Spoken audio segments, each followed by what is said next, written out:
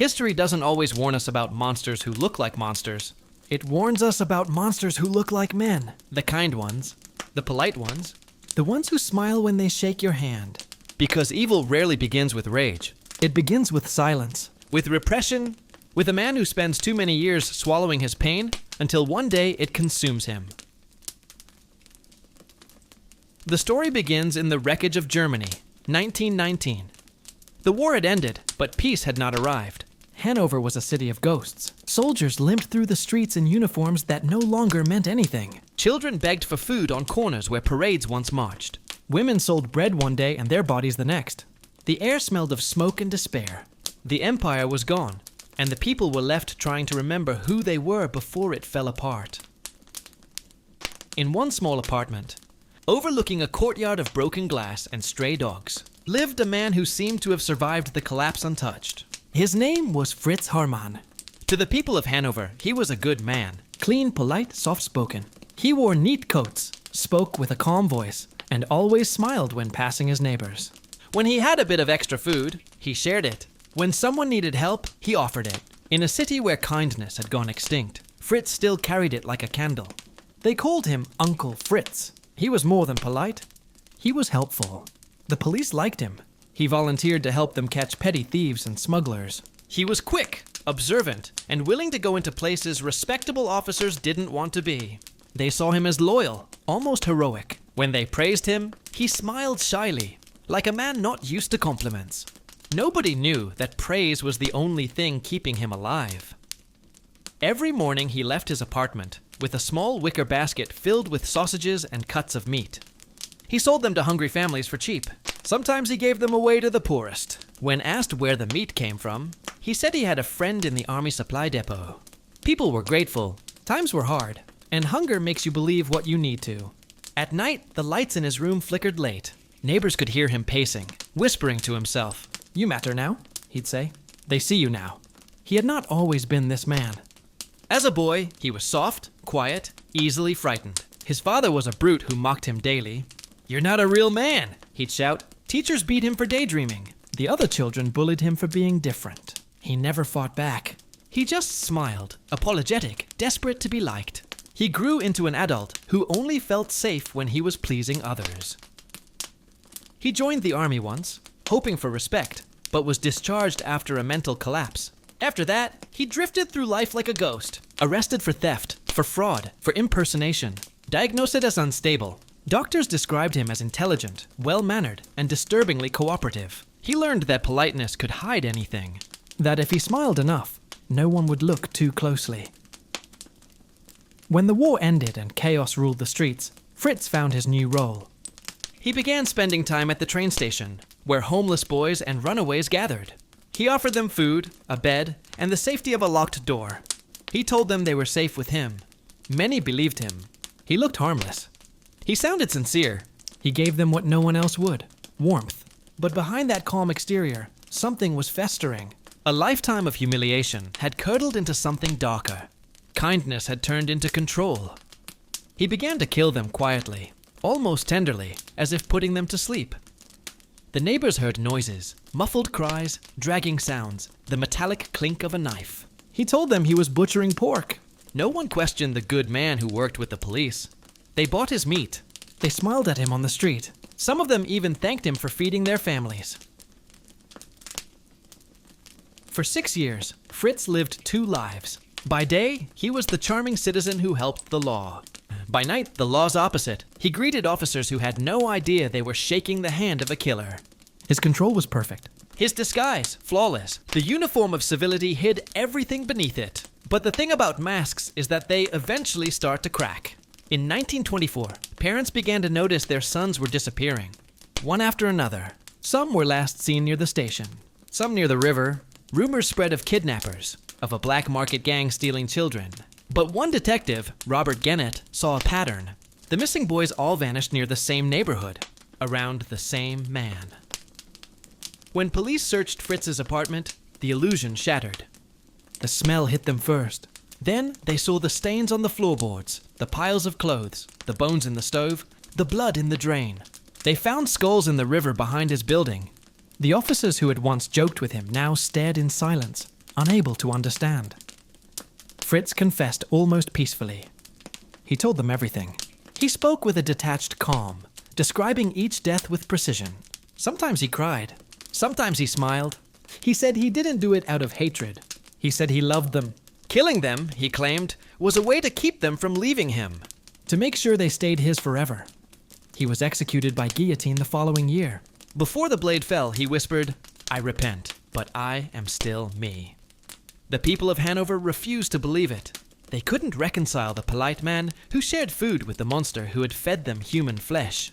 But that was the truth. The kindness had always been a disguise. The smile had always been a shield. Psychologists later studied him and found something chilling. His type wasn't driven by sadism alone. He was driven by repression, the inability to express anger, to feel power, to be seen. When the polite mask cracked, all the years of humiliation came rushing out like floodwater through a broken dam. Carl Jung once wrote, "Nästa kon beoiwen the flame. The brighter the persona, the darker the shadow." Fritz Harman's life was the embodiment of that sentence. The more he tried to be good, the more the shadow inside him grew. The man who wanted to be loved became a man who destroyed love. That's the horror of people like him. They teach us that kindness, when twisted by fear, can become something monstrous. The nicest people are not always the safest. Because when niceness becomes a prison, when someone builds their whole identity on being liked, every rejection becomes a wound, every humiliation a betrayal. And eventually, they stop wanting to be good. They just want to feel powerful. If you'd met Fritz on the street, you'd have thought he was decent. You would have smiled back. You would have trusted him. And that's the point. Evil doesn't always announce itself. Sometimes it's quiet. It holds the door open for you. It offers you a meal. It says good morning with a gentle voice. And inside, it's rotting. The story of Fritz Harman isn't just a tale of murder. It's a mirror. It shows us what happens when a human being loses the balance between light and darkness inside themselves. When the need to appear good becomes more important than actually being good. In the end, he was neither villain nor victim. He was both. A man consumed by the role he played. A mask that forgot it was a mask. And when the mask finally shattered, the world saw what had been hiding behind the smile all along. Evil doesn't always arrive with fangs and fire. Sometimes it arrives politely dressed, holding a basket of meat, whispering, "Would you like some?" And maybe that's what makes his story so terrifying. Because behind every calm smile, behind every perfect act of kindness, there might be something waiting. Something unresolved. Something dangerous. Fritz Harman's story is not a warning about monsters. It's a warning about people. About what happens when a person buries too much pain beneath politeness. Too much rage beneath restraint. Too much truth beneath the need to be seen as good. Eventually, that buried darkness finds a way out. And when it does, it doesn't ask for permission. In the ruins of Hanover, the blood on the floorboards faded, the smell disappeared, and the people tried to forget. But they couldn't, because the lesson he left behind was one they couldn't unlearn. Evil doesn't come from the ones who shout the loudest. It comes from the ones who stay quiet too long. In 1938 Japan, the world was bracing for war. The empire was expanding, the military was rising, and beneath the banners of discipline and loyalty, another kind of darkness was spreading, one hidden in the quiet corners of hospitals and homes. This story begins not on a battlefield, but in a small provincial clinic, where a woman known for her gentleness, her patience, and her compassion would become one of the most chilling figures in medical history. Her name was Fumiko Ishikawa. She was born into a modest family near Kyoto. Her father was a merchant, her mother a schoolteacher, both respected in the community. They raised her to be dutiful, humble, soft-spoken. From a young age, she was known for her kindness. She helped stray cats, nursed wounded birds, stayed after class to clean the room for her teacher.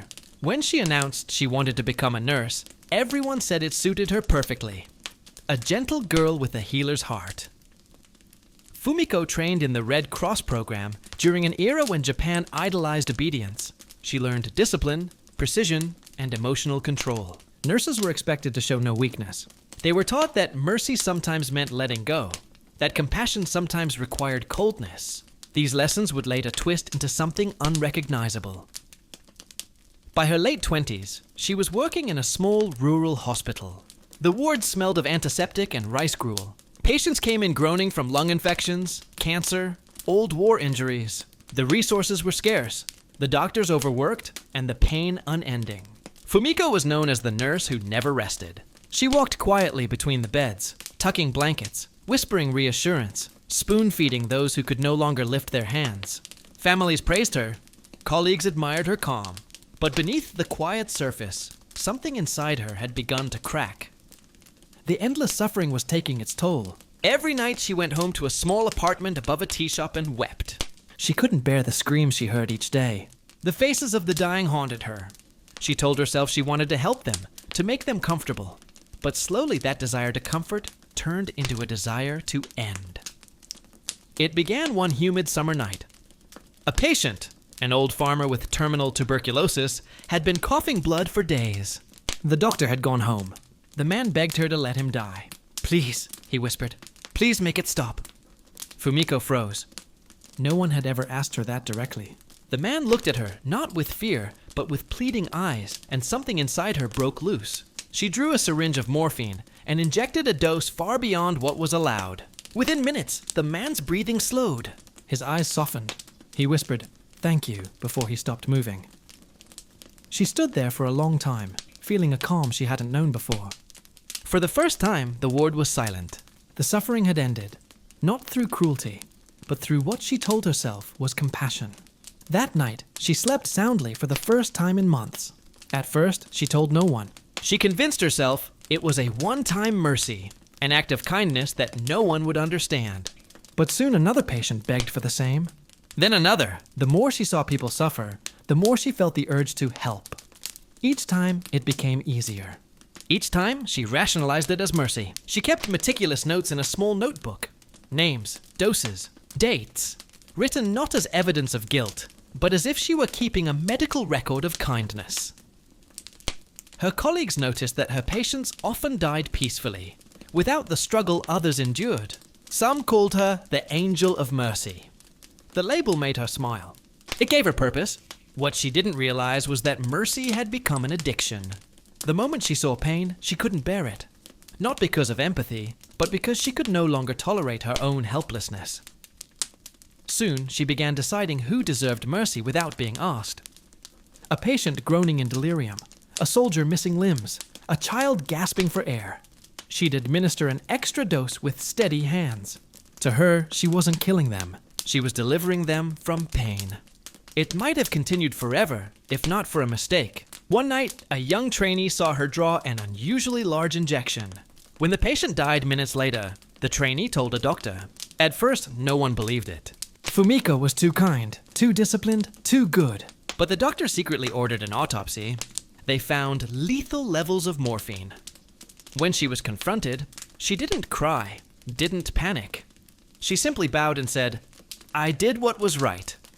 They thought she meant a single case, but when police searched her apartment, they found the notebook, dozens of names, carefully dated, all with the same word written beside them, "Released." The court case shocked Japan. The newspapers called her the nurse who killed with love. During the trial, she spoke softly, almost serenely, explaining that she only wanted to ease suffering. The prosecutor asked her, "Who gave you the right to decide who lives and dies?" She replied, "The pain did." She was sentenced to death. On the day of her execution, she smiled at the guards and thanked them for their kindness. Her last words were, "May all pain end."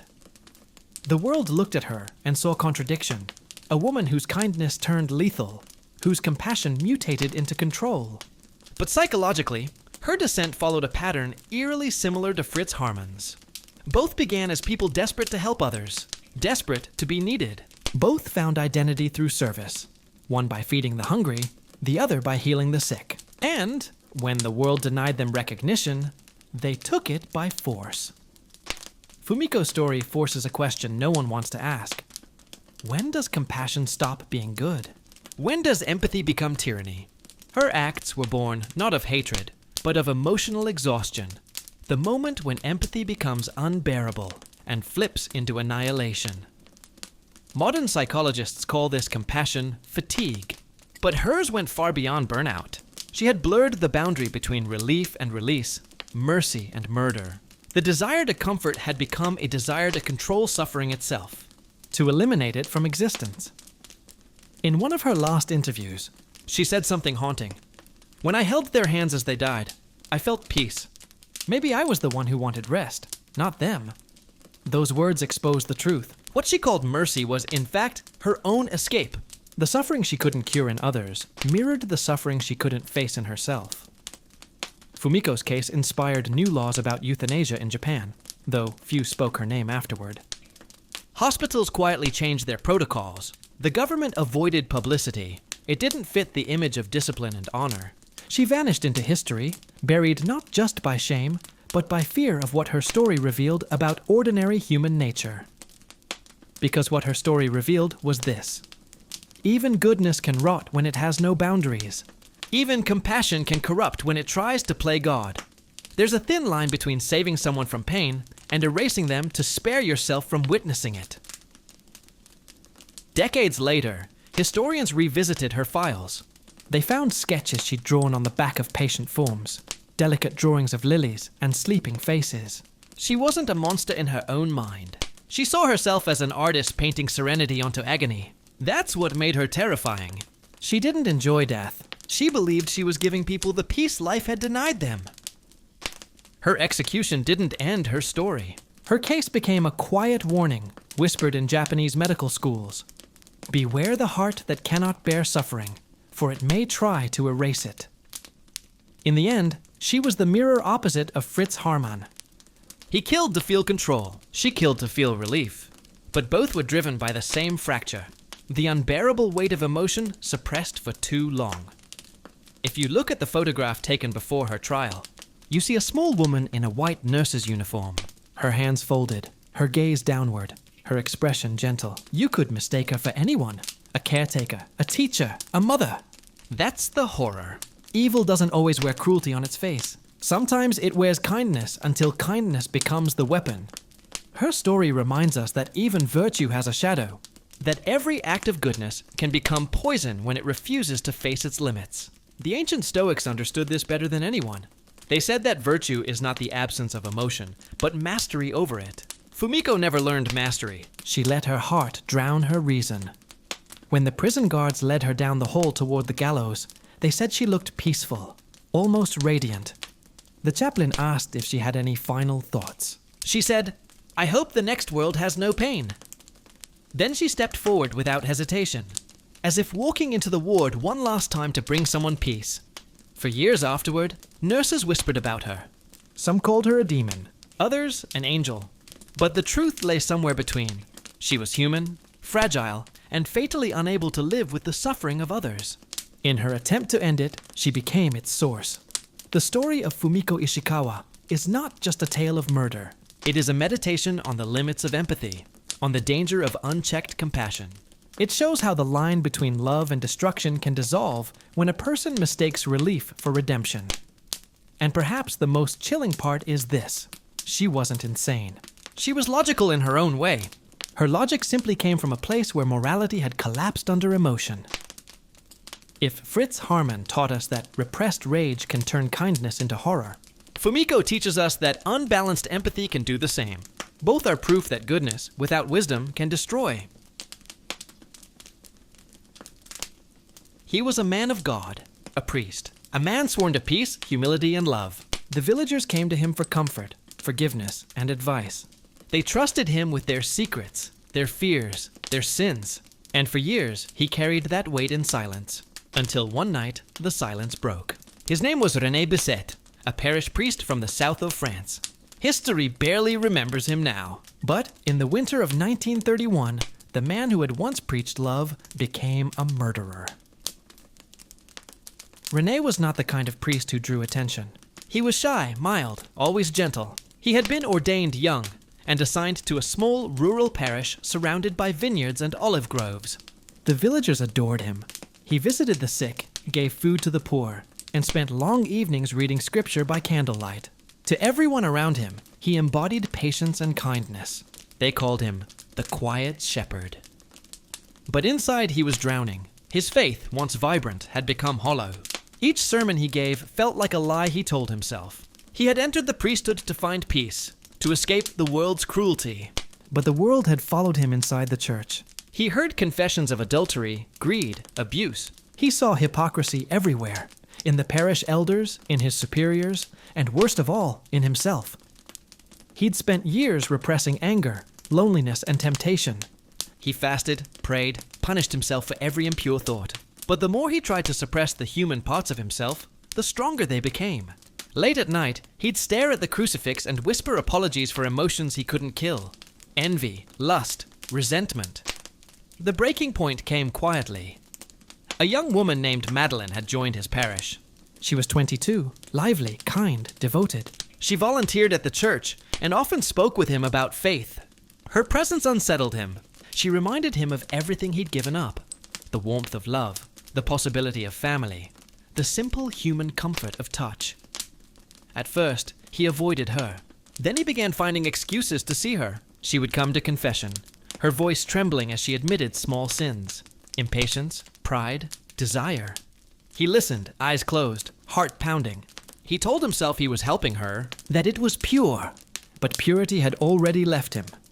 Rumors began to spread. Villagers whispered that the priest spent too much time with her. René ignored them. He told himself they were tests of his faith. But when Madeleine announced her engagement to a local farmer, something inside him snapped. He congratulated her with a forced smile, blessed her ring, and then went back to his empty rectory where he vomited, shaking, repeating prayers that no longer meant anything. For weeks, he spiraled. He drank wine meant for Mass. He stopped praying. He stopped sleeping. Every night, he imagined her laughter, her hand in another man's. He told himself it wasn't jealousy, that it was spiritual anguish. But deep down, he knew it was envy, raw and human. On a stormy night in December, Madeleine came to the rectory. Her fiancé had been injured in an accident. She wanted the priest to come and bless him. René looked at her, soaked from the rain, her face pale with worry. He nodded slowly, told her to wait by the fire while he fetched his coat. But instead of a coat, he reached for the iron candle holder from his desk. When the police arrived hours later, they found her body by the hearth. Her hands folded as if in prayer, her head resting against the floor. The priest sat nearby, whispering scripture to himself, blood on his cassock. When asked what happened, he said softly, "I set her free." During interrogation, René seemed calm, almost relieved. He explained that he had been tormented by temptation, that he believed she was the devil's test, a spirit sent to corrupt him. He said the moment she looked at him that night, he heard a voice telling him to strike. It wasn't anger, he told them. It was deliverance. But the investigation revealed a different story.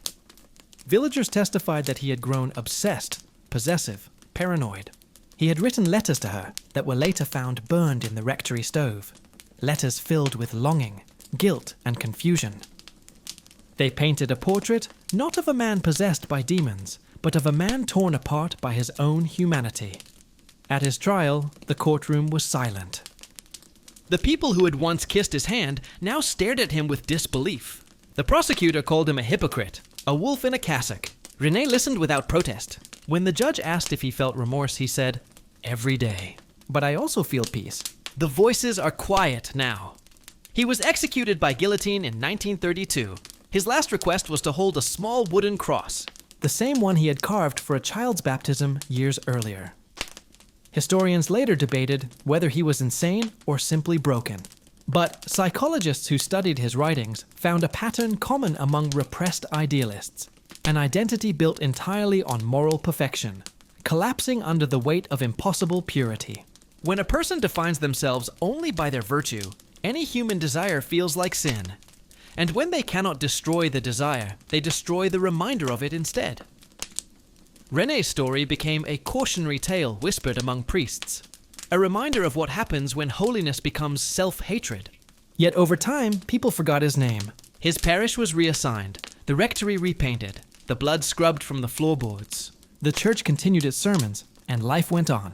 But his shadow remained, a symbol of how goodness can rot when it refuses to accept its own imperfection.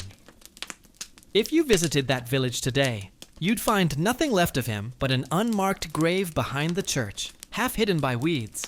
But if you stand there long enough, you might still feel the weight of his confession echoing in the silence. I set her free. The tragedy of René Bisset is not about religion or madness. It's about the quiet war between repression and truth. Every human being carries instincts, emotions, desires. When those are denied, they don't disappear, they transform. What he called holiness was fear. What he called sin was life. He had spent so long pretending to be good that he forgot how to be human. And when humanity finally returned, it came as violence. It's a pattern that echoes through time. The more rigid the ideal, the greater the collapse when it breaks. The priests who forbid love and end up consumed by it.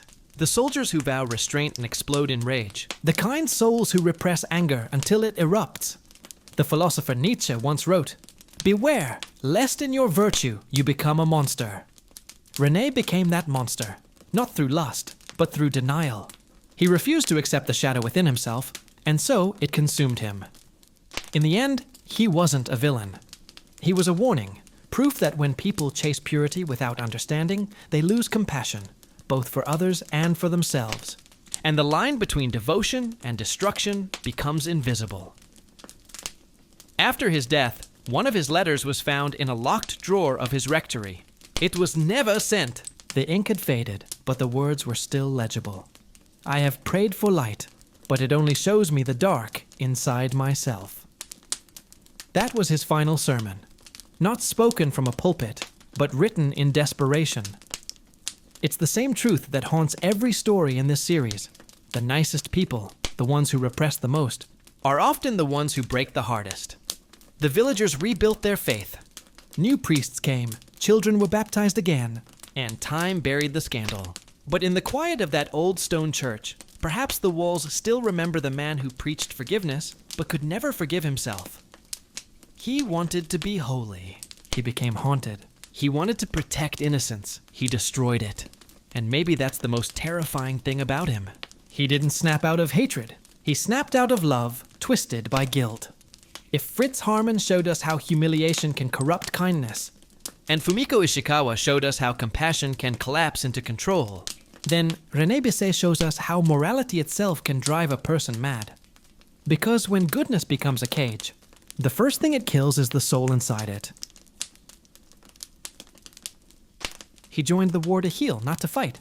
His hands were meant for mending flesh, not tearing it. When the other boys talked about glory and heroism, he stayed quiet. He believed his purpose was to preserve life, not to take it. His name was Arthur Langley, and when he left London in 1915 to serve as a medic on the Western Front, his mother kissed him on the forehead and said, "You were born to help people." For the first year, he tried to believe that. In the mud-filled trenches of Ypres and Passchendaele, he carried bandages and morphine, not a rifle. He stitched men together under shell fire, dragged the wounded through smoke, and whispered comfort to boys dying far from home. They called him Doc, though he had never finished medical school. He was calm, gentle, selfless. He wrote home about sunsets over ruined fields, about comradeship, about hope. He never mentioned the smell of rot, the rats, or the screams that never ended. Every day he patched up shattered faces, severed limbs, bodies eaten alive by gas. At night, he couldn't close his eyes without hearing them again. Not just the screams, but the begging. The begging for death. Some soldiers no longer wanted to be saved. They would grab his sleeve and whisper, "Please, Doc, just make it stop." He never did. He gave them morphine and promises. Promises he couldn't keep. As months turned into years, his kindness became a curse. He began to feel like a liar, saving men only to send them back into hell. Once, after a bombardment, he found a friend's body, half gone, still breathing. The man looked up and said, "Arthur, do something for me." Arthur held his hand and waited for an order, a medical request, but the man whispered, "End it." Arthur froze. His hands shook. He told him he couldn't. He watched his friend die slowly instead. Something inside him cracked that night. The next morning he vomited before dawn and went back to work as if nothing had changed. But it had. By 1917, the war had swallowed everything. The aid stations were overflowing. The dead outnumbered the living. Arthur's letters home became shorter, emptier. Still working, he wrote. Still alive. He stopped signing them with love. One afternoon, a shell exploded near the field hospital. The blast tore through the tents, killing a dozen men instantly. Arthur survived. When he came to, he was covered in blood that wasn't his. Around him, the wounded screamed for help. All except one, a German boy no older than 17, lying nearby with his intestines spilling through his uniform. The boy looked up, tears cutting lines through the dirt on his face. Arthur knelt beside him, instinct taking over. He pressed bandages, whispered reassurance, reached for his morphine. But then the boy spoke English, broken, trembling. He said, "No more, please." Arthur hesitated. He saw the same expression his friend had worn. He knew what the boy meant. The roar of artillery faded. The world seemed to stop. His pulse slowed. He looked down at the syringe in his hand, the one he'd used to dull pain hundreds of times. He pressed the plunger slowly. The boy exhaled once, then went still.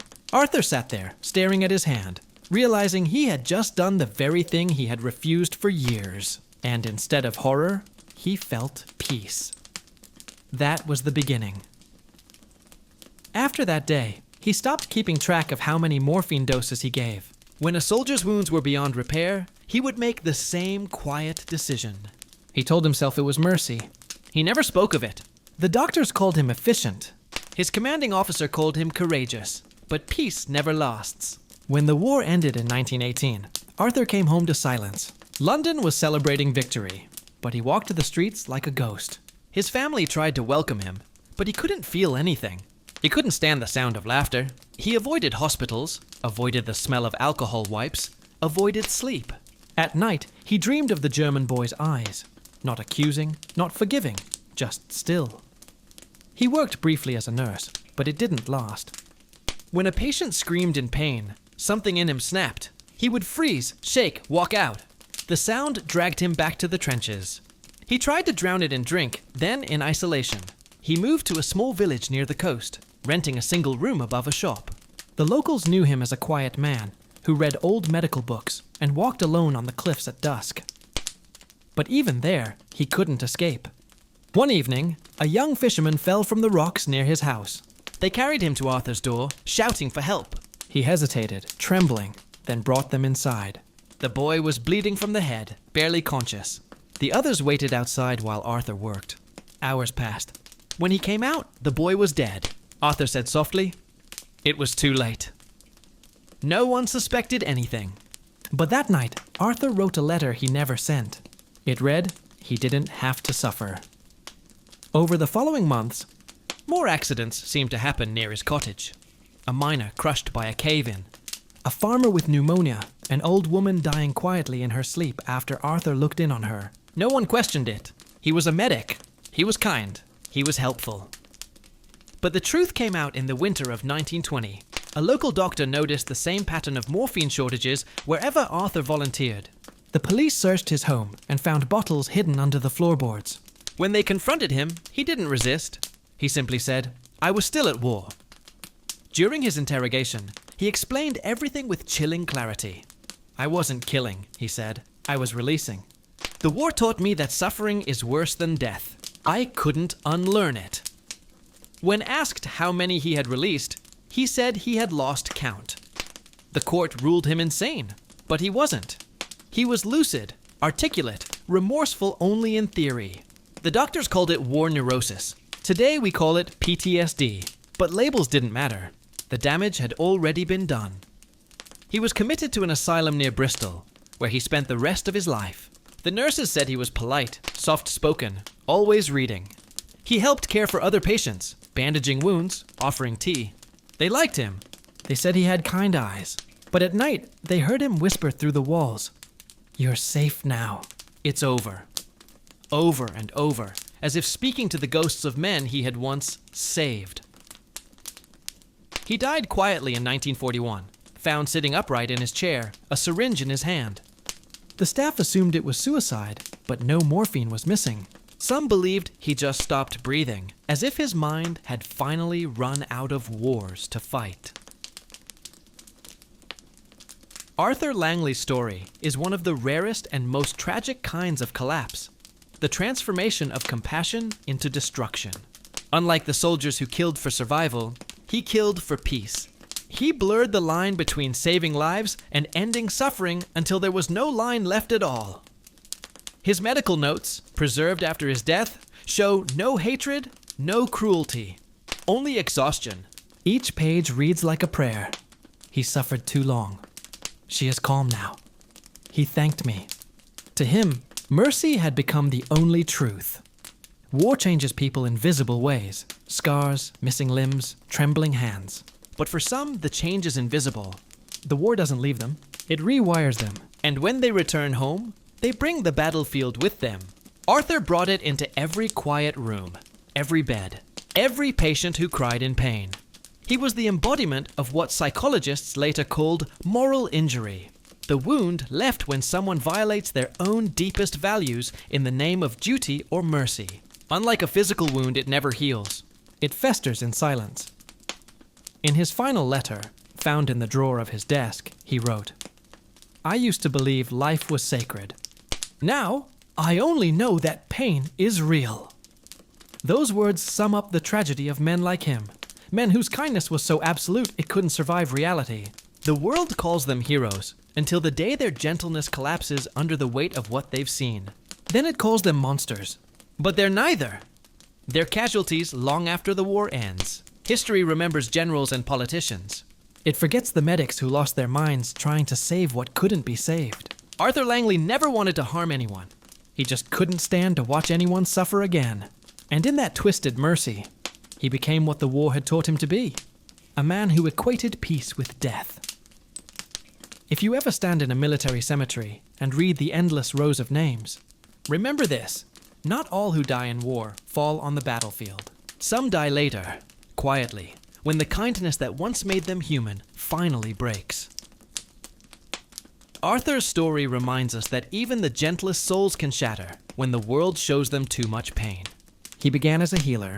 He ended as a ghost who could no longer tell the difference between healing and killing. And in the stillness of his final breath, the war ended for him at last, but only because there was no one left to save. She was the kind of teacher every child remembered. Gentle, patient, with a voice that could quiet a room without ever raising it. Her name was Elena Petrovna, and in the winter of 1932, when famine swept through the Soviet countryside, she became the only source of hope for the children of a small Ukrainian village called Dovbish. The famine was not a natural disaster. It was man-made, the result of forced grain requisitions, impossible quotas, and political cruelty disguised as progress. Entire villages were starved into submission. People ate bark, boiled leather, scraped dust from the floors of empty granaries. In that silence of hunger, kindness became dangerous. Elena was 27. She taught history and reading in a one-room school built of gray wood that creaked in the wind.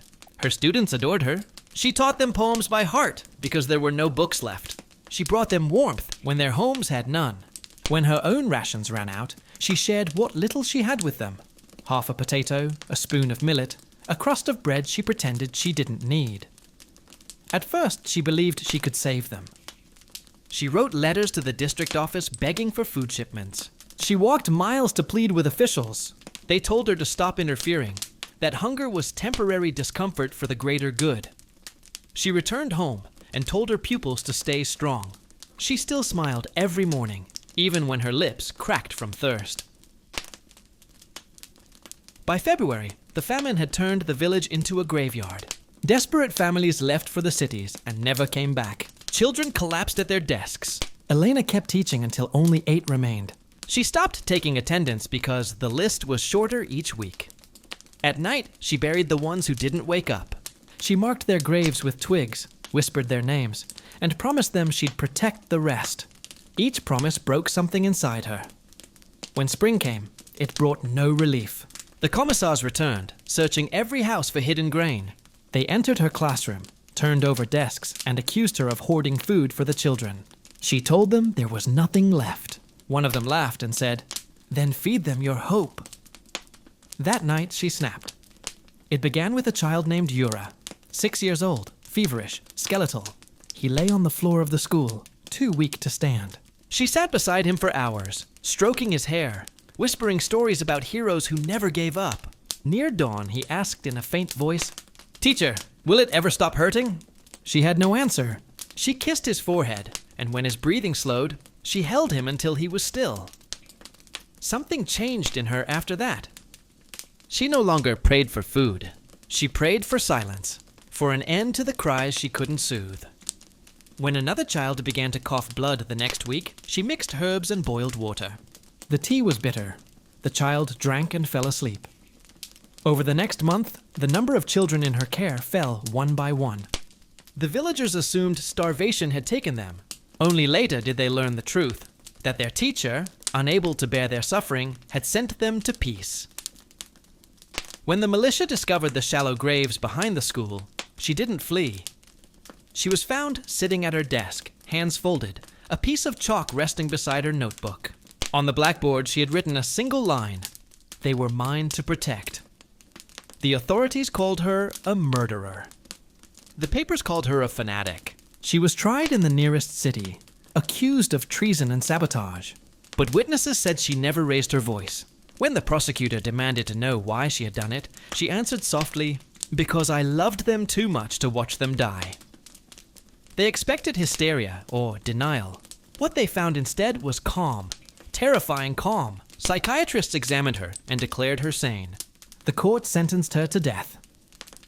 Before the execution, a priest offered her confession. She refused. "God already knows," she said. He was there. When they shot her at dawn, the officer who gave the order later admitted he hesitated. "She looked at us as if she pitied us," he said. Her story was erased from official records. Only decades later, after the archives opened, historians found fragments, testimonies, letters, the report from the investigator who couldn't sleep for weeks afterward.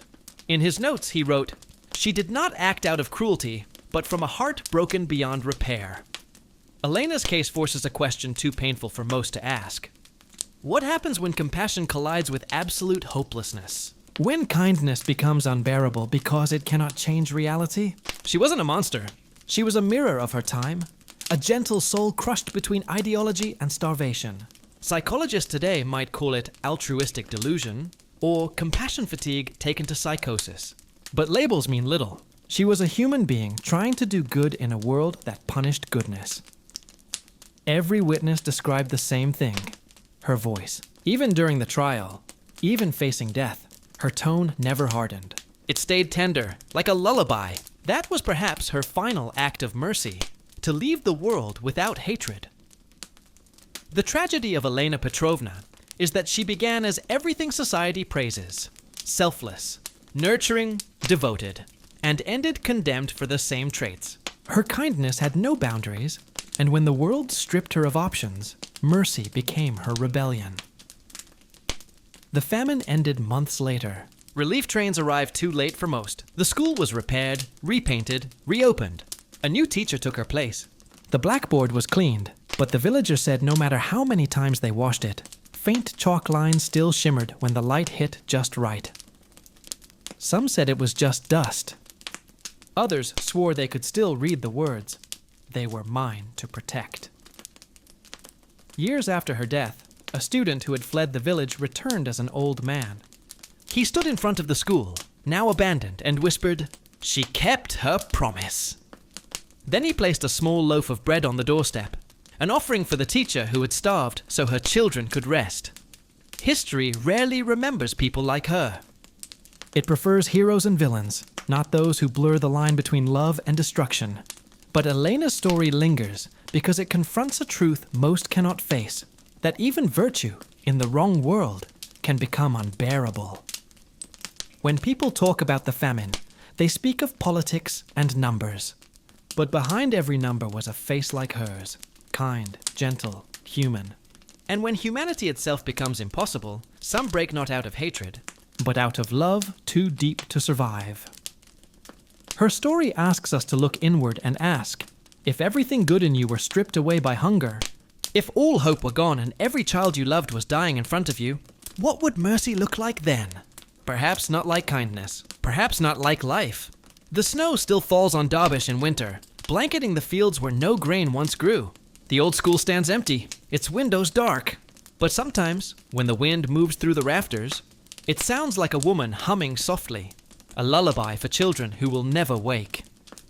And that is how history remembers her. Not in records or monuments, but in silence. Because some stories are too painful to be told, and too human to be forgotten. He didn't see himself as cruel. He saw himself as precise, professional, necessary. His name was Johann Reichardt, and for almost 4 decades, his hands carried out the will of the German state. When he began, he was a bureaucrat of justice, a man who believed in order, in duty, in the clean efficiency of law. When he ended, he was a man haunted by numbers, by the weight of every head that fell beneath his blade. Reichardt was born in 1893 near Munich. His family owned a brewery. He was quiet, diligent, polite, the kind of man who obeyed rules and avoided conflict.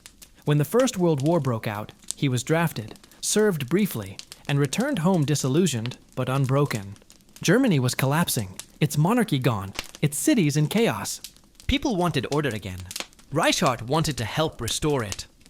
He found work in the Ministry of Justice, not as a judge, not as a guard, but as something far more peculiar, an executioner's apprentice. In the new Weimar Republic, the death penalty was still legal, but the profession was considered shameful. Few wanted the job. Reichardt, quiet and methodical, accepted it. He told friends he believed in the rule of law, that if the state declared a man guilty, someone had to carry out the sentence. Better someone calm, he said, than someone cruel. He learned precision. The guillotine had to fall cleanly. The record must be exact, the conduct solemn. He saw himself as a servant of justice, not its judge. And for years, he performed his duties with mechanical care, punctual, discreet, emotionless. Then history changed around him.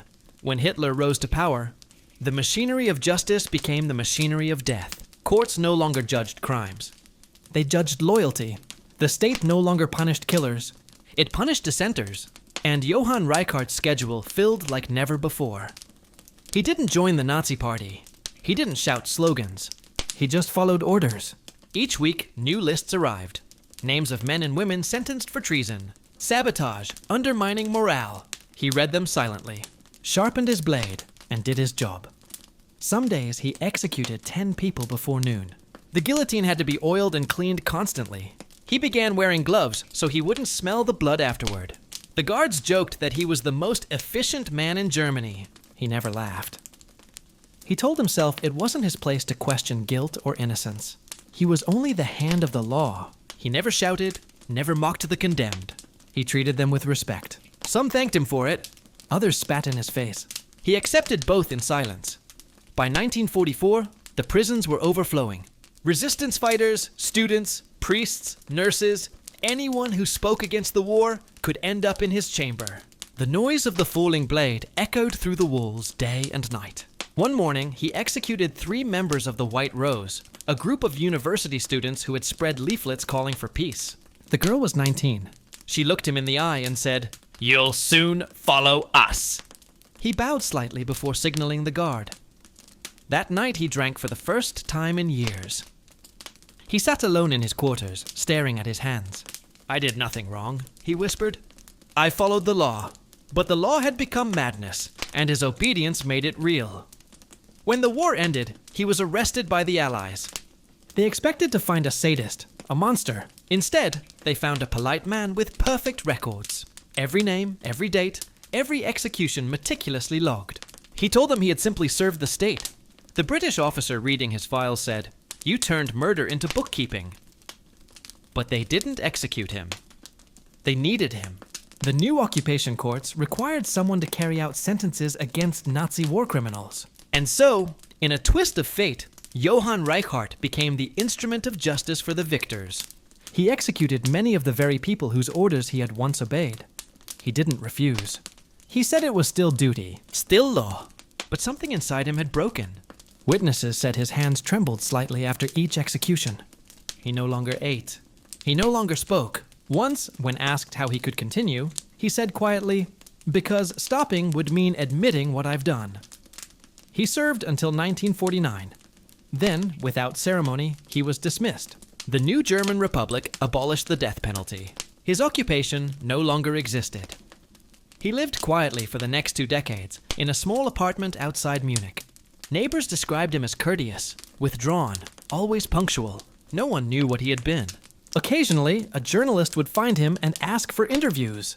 He rarely agreed. When he did, he insisted he had only followed the law. Yet sometimes his mask slipped.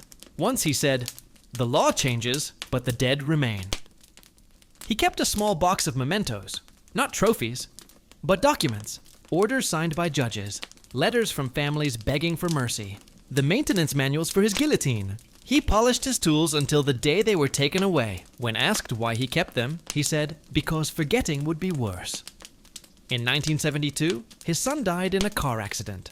Something in him finally collapsed. He was seen walking the streets at night, speaking to himself, sometimes stopping in front of the courthouse and whispering apologies. He attempted suicide twice. The newspapers that once called him Germany's most efficient executioner now called him a relic of a past too dark to understand. He died in 1972, alone, age 78. The cause was listed as heart failure. Those who knew him said he had been dead inside for years. Johann Reichardt's story is not about evil in the obvious sense. He was not cruel, not sadistic, not ideologically possessed. He was something far more terrifying, ordinary. He believed in duty, in order, in doing things correctly. He mistook obedience for morality. History likes to imagine monsters as rare, as alien. But Reichardt proves how easy it is for decency to become complicity when conscience is replaced by procedure. He never shouted, never gloated, never disobeyed. He just showed up on time. Psychologists studying his case after the war coined a term that still echoes today: the banality of evil. The idea that horrific acts can be committed not by demons, but by clerks, doctors, officers, men like him who believe they are simply doing their job. He once said, "If I had refused, someone else would have taken my place." That may have been true. But he also said, "I was chosen because I never made mistakes." That's what made him dangerous. Not hatred, but perfection. His moral collapse wasn't sudden. It was 1,000 small decisions to obey rather than think, to serve rather than question, to survive rather than resist. In the end, even he understood. In his final interview, a year before his death, he said softly, "The law told me I was right. My heart told me I wasn't. I listened to the wrong one." That's the quiet horror of Johann Reichhardt, a man who began his life believing he was making the world orderly, and ended it surrounded by ghosts only he could count. And maybe that's why history needs his story, because it reminds us that the line between order and atrocity is not drawn in blood, but in conscience. And that sometimes the nicest, calmest, most dutiful people are the ones who make hell run on schedule. He was a man who hated conflict. A quiet soul in a loud century. His name was Oleg Penkovsky, and for a brief, terrible moment in the early 1960s, he held the world's fate in his hands. He wanted peace so badly that he committed treason for it, and paid with his life. Penkovsky was born in Russia in 1919, into a world already bleeding. His father died fighting for the Tsar. His mother raised him alone. He grew up modest, disciplined, dutiful. The Soviet state taught him loyalty was sacred, obedience a virtue. He believed it. He believed that good men served without question. As a young officer in the Red Army, he was admired for his politeness, his intelligence, his calm under pressure. He wasn't ambitious. He was reliable, the kind of man superiors trusted. He married, had a daughter, and devoted himself to the service of his country. But after the Second World War, he saw what his country had become. A machine of fear, lies, and silence. He saw neighbors vanish overnight. He saw good men punished for speaking truth. He never shouted, never protested. He just watched, and something inside him began to erode. He wanted peace, but peace, he realized, could not exist under tyranny. By 1960, he was working in military intelligence, traveling abroad, attending receptions filled with diplomats and officers. He was charming, courteous, always smiling. The perfect Soviet gentleman. But behind that smile, his conscience was boiling. He'd seen the West demonized his entire life, yet when he met Westerners, he found them human, normal, curious. He saw their cities untouched by fear, and for the first time, he envied them. That envy turned to conviction. In 1961, during a delegation visit to London, he walked into a shop, found an Englishman, and slipped him a note. It said he had information vital to world peace. The man thought it was a prank, until Penkovsky handed him documents stamped top secret. Within weeks, the CIA and MI6 had made contact. They were cautious. Spies offering themselves often lied. But Penkovsky didn't want money or fame. He wanted to prevent war. The Cuban Missile Crisis was still a year away, but the arms race was spiraling. The Soviet leadership was building weapons that could erase cities. Penkovsky feared they would use them. He decided he couldn't be silent anymore, so he began to feed information to the West, not out of hatred, but hope. He photographed thousands of pages of military plans, missile blueprints, and secret communications. His reports revealed the true weakness of Soviet capabilities, helping the West understand that Khrushchev's nuclear threats were largely bluff. Those documents helped Kennedy and his advisors hold their ground during the Cuban standoff, without triggering apocalypse. Some historians believe Penkovsky may have prevented World War III. But heroes don't survive in the world of secrets. In Moscow, he kept living a double life, loyal officer by day, traitor by night. He still attended banquets, kissed his daughter goodnight, smiled for photographs. Yet each day the fear grew. He knew that if they found out, he wouldn't be imprisoned. He'd be erased. He began to change. Paranoia crept into his eyes. He stopped sleeping. He stared too long at windows, too long at faces. Once at a party, he whispered to a friend, "I am tired of pretending to be loyal." That friend reported him. In October 1962, as the world stared at Cuba and waited for nuclear fire, Penkovsky was already under surveillance. His handlers in London never heard from him again. One night, the KGB knocked on his door. He smiled, bowed politely, and went with them. No one knows exactly how they broke him. Some say he resisted for weeks. Others say he confessed everything within days. The Soviet press never published details. His trial was secret. His execution even more so. Rumors claimed he was shot. Others claimed he was burned alive in a crematorium furnace as a warning. The truth is buried somewhere in the archives, sealed under the label traitor. To his captors, he was a criminal who endangered the state. To the West, he was a savior who helped prevent nuclear war. But neither side truly understood him. Penkovsky was not driven by ideology. He wasn't a spy in the romantic sense. He was a man crushed by conscience. A man who saw his country heading toward destruction and tried, in his own way, to stop it. He didn't want to hurt anyone. He didn't seek power. He wanted peace, the simplest and most dangerous thing a man can want in a world built on lies. His story forces an unbearable question. When obedience becomes evil, is betrayal still a sin? Penkovsky never saw himself as a hero. In one of his last letters, he wrote, "If I die, let it be known that I did so believing that goodness must survive in men." Those were the words of a man who couldn't reconcile kindness with loyalty. He loved his daughter deeply.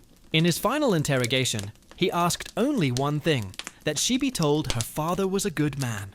She never was. For decades, she grew up believing he was a traitor, his name erased from all official records.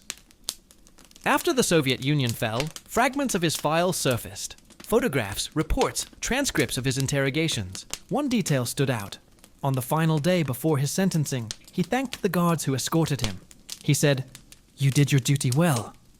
Even then, he couldn't stop being polite. That's what makes his story tragic. He wasn't defiant. He wasn't cruel. He was a man whose gentleness collided with history's brutality. His kindness made him incapable of watching evil quietly, but also incapable of surviving once he defied it. When historians speak of him, they debate whether he was right or wrong, whether his betrayal was justified. But morality in his case isn't a line, it's a blur. The same conscience that made him betray his country may have saved the world. He was executed alone, in silence, with no recognition, no monument, no funeral. But in a way, his wish came true. The war he feared never came. The peace he died for lasted longer than he could have imagined. Sometimes the world's fate doesn't hang on kings or generals, but on quiet men like him. Men whose kindness becomes unbearable in the face of cruelty. men who would rather destroy themselves than see others destroyed. That's the cruel paradox of Oleg Penkovsky's life. His goodness saved millions, but not himself. He began as the perfect servant of his country, obedient, disciplined, devoted. He ended as a man who realized that obedience without conscience is not virtue, but slavery. His defiance cost him everything, yet it also redeemed him. And maybe that's what history is. The endless cycle of gentle souls crushed between power and morality, between silence and truth. The ones who snap not from hatred, but from love too great for the world they live in. He wanted peace. In the end, he gave it, but only by losing everything that made him whole.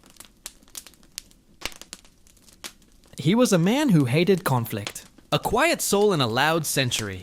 His name was Oleg Penkovsky, and for a brief, terrible moment in the early 1960s, he held the world's fate in his hands. He wanted peace so badly that he committed treason for it, and paid with his life. Penkovsky was born in Russia in 1919, into a world already bleeding. His father died fighting for the Tsar. His mother raised him alone. He grew up modest, disciplined, dutiful. The Soviet state taught him loyalty was sacred, obedience a virtue. He believed it. He believed that good men served without question. As a young officer in the Red Army, he was admired for his politeness, his intelligence, his calm under pressure. He wasn't ambitious. He was reliable, the kind of man superiors trusted. He married, had a daughter, and devoted himself to the service of his country. But after the Second World War, he saw what his country had become. A machine of fear, lies, and silence. He saw neighbors vanish overnight. He saw good men punished for speaking truth. He never shouted, never protested. He just watched, and something inside him began to erode. He wanted peace, but peace, he realized, could not exist under tyranny. By 1960, he was working in military intelligence, traveling abroad, attending receptions filled with diplomats and officers. He was charming, courteous, always smiling, the perfect Soviet gentleman. But behind that smile, his conscience was boiling.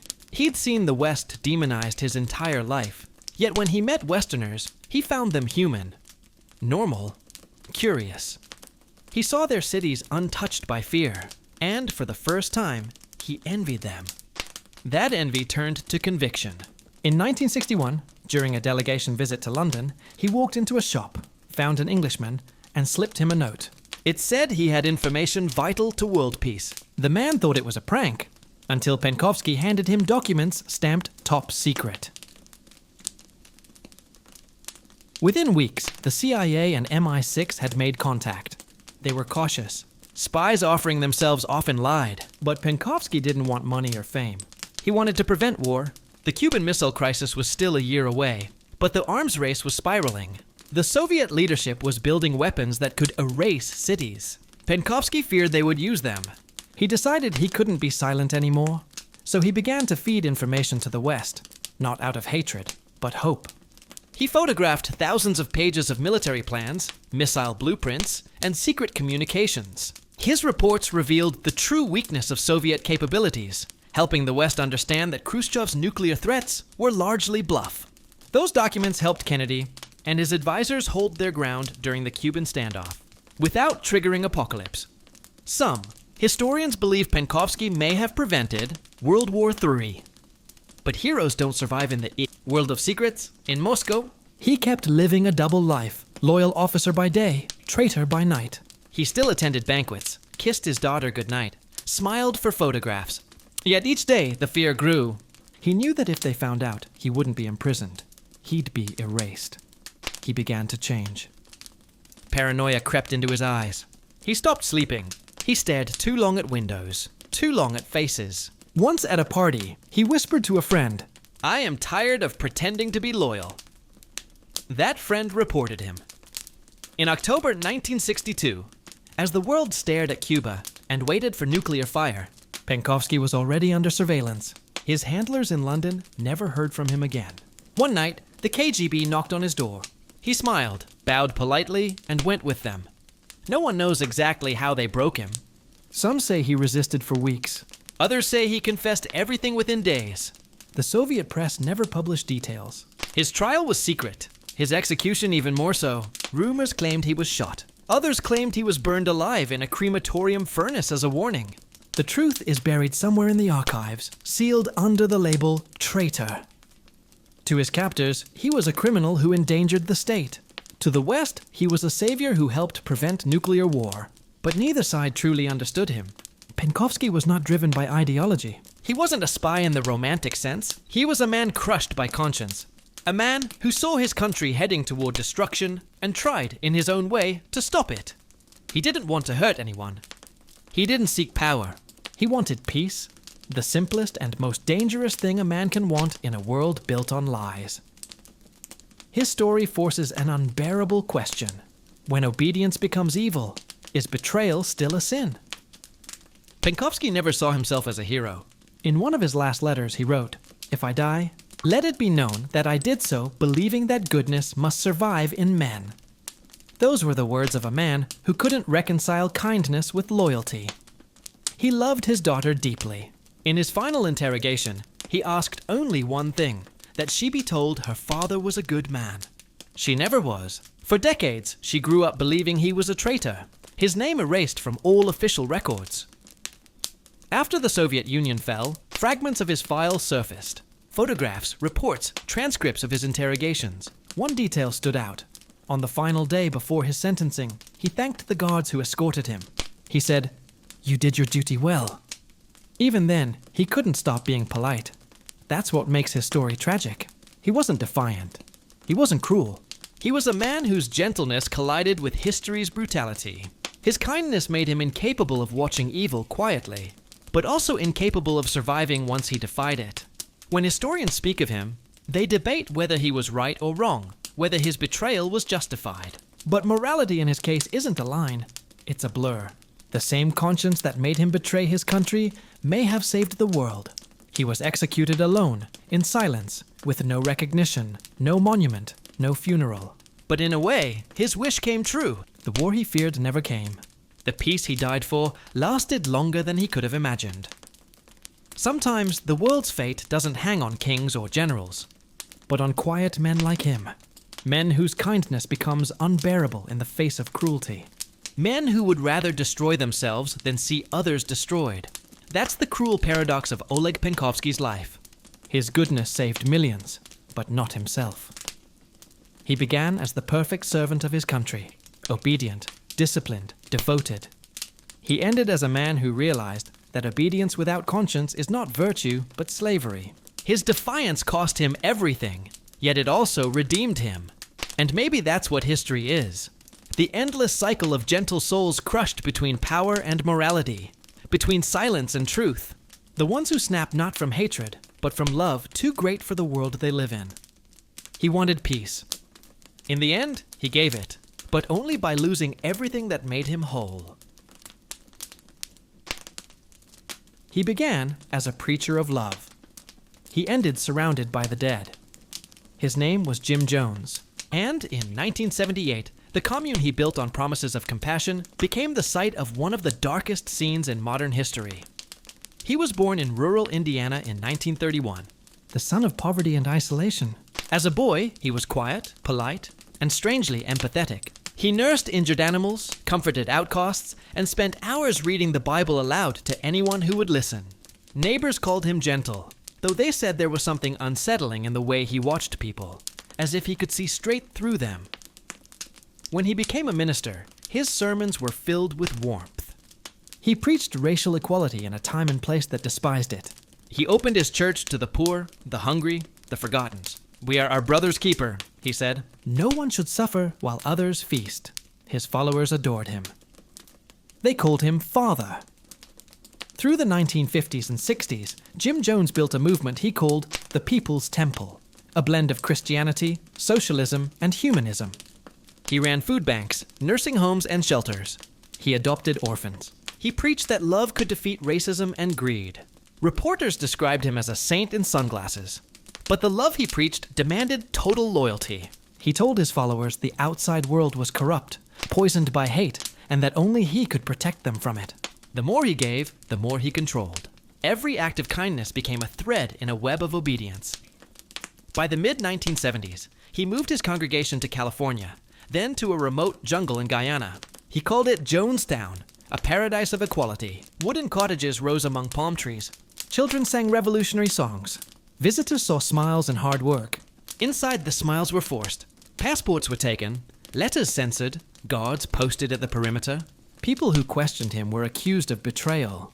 He still spoke softly, still called everyone my children, still said love would save them. But his eyes no longer matched his words. He had begun taking drugs to stay awake, preaching for hours into the night through loudspeakers. His paranoia grew. He said America wanted to destroy them. He said death was better than slavery. When Congressman Leo Ryan arrived in 1978 to investigate reports of abuse, Jones greeted him warmly. Cameras filmed him smiling, shaking hands, praising freedom. Hours later, Ryan and several defectors were gunned down on an airstrip by Jones's guards. Back in the settlement, Jones gathered his followers under the pavilion. The tape that survived captures his voice.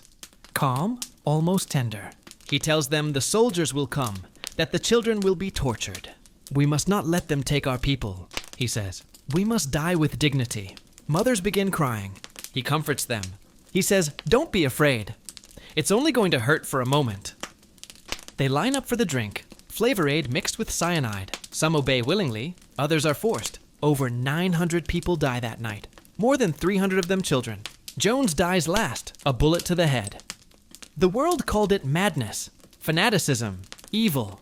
But the horror began decades earlier, with good intentions. Jim Jones truly believed he was building a world without cruelty. His downfall wasn't sudden. It was the slow corruption of empathy by ego, of charity by control. He could not bear the world's injustice. So he created one where he ruled every detail, where love had no freedom. Psychologists later called it the authoritarian trap of idealists, the point where the desire to protect becomes the desire to possess. Jones's kindness had always been genuine, but it was inseparable from his need to matter. When his people's faith fed that need, he mistook their dependence for love. When doubt appeared, he saw it as betrayal. In his final hours, he still thought he was saving them. He said, "We didn't commit suicide. We committed a revolutionary act." He couldn't face the truth that his dream of compassion had turned to tyranny. After Jonestown, investigators found notebooks filled with his handwriting, schedules, sermon notes, medical lists. On one page he had written, "If one man's life must end, so others can live free, that is mercy." But in the jungle, there was no freedom left to save. Today, the site is reclaimed by vines. The pavilion is gone, the soil still poisoned. The wind moves through the trees where hundreds once sang about love. Nothing remains of the dream except silence. Jim Jones's life is the clearest example of how goodness can rot when it demands obedience. His church began as refuge for the rejected. It ended as a mass grave. He called himself a father. In the end, he killed his children. And yet the lesson isn't only about him. It's about every leader, every movement, every person who believes they love humanity but cannot bear disagreement. It's about the danger of kindness without humility. Because kindness that cannot be questioned becomes tyranny. Compassion that requires worship becomes control. Jim Jones wanted to heal the divisions of his time. He left behind the proof that even love, when twisted by fear and pride, can destroy more completely than hate ever could. He began by preaching unity. He ended by commanding silence. And in that silence, the world learned the oldest truth of all, that no paradise built on devotion to one man can ever end in peace. He wasn't a soldier, a preacher, or a politician. He was a teacher, the sort who remembered every child's birthday, who stayed after class to help the ones who struggled, who believed that education could heal what war had broken. His name was Marcel Dupont, and when the guns fell silent in 1945, he decided that kindness could rebuild France faster than any government ever could. Marcel was 40 when peace returned. His town, near Caen, was rubble. The school where he'd taught before the occupation had been reduced to ashes. He had lost his wife in a bombing. his brother to the resistance, and his faith in humanity somewhere in between. Yet when the surviving children wandered through the ruins clutching notebooks and pencils, he reopened classes in the basement of a half-collapsed church. He told them that learning was a form of defiance, that if they could still write, the war hadn't won. For a time it worked. The little room filled with laughter and chalk dust. He shared his bread, mended shoes, and taught arithmetic with stones and twigs. The villagers adored him. They said he was the gentlest man they'd ever known. But gentleness in a broken world is a fragile thing.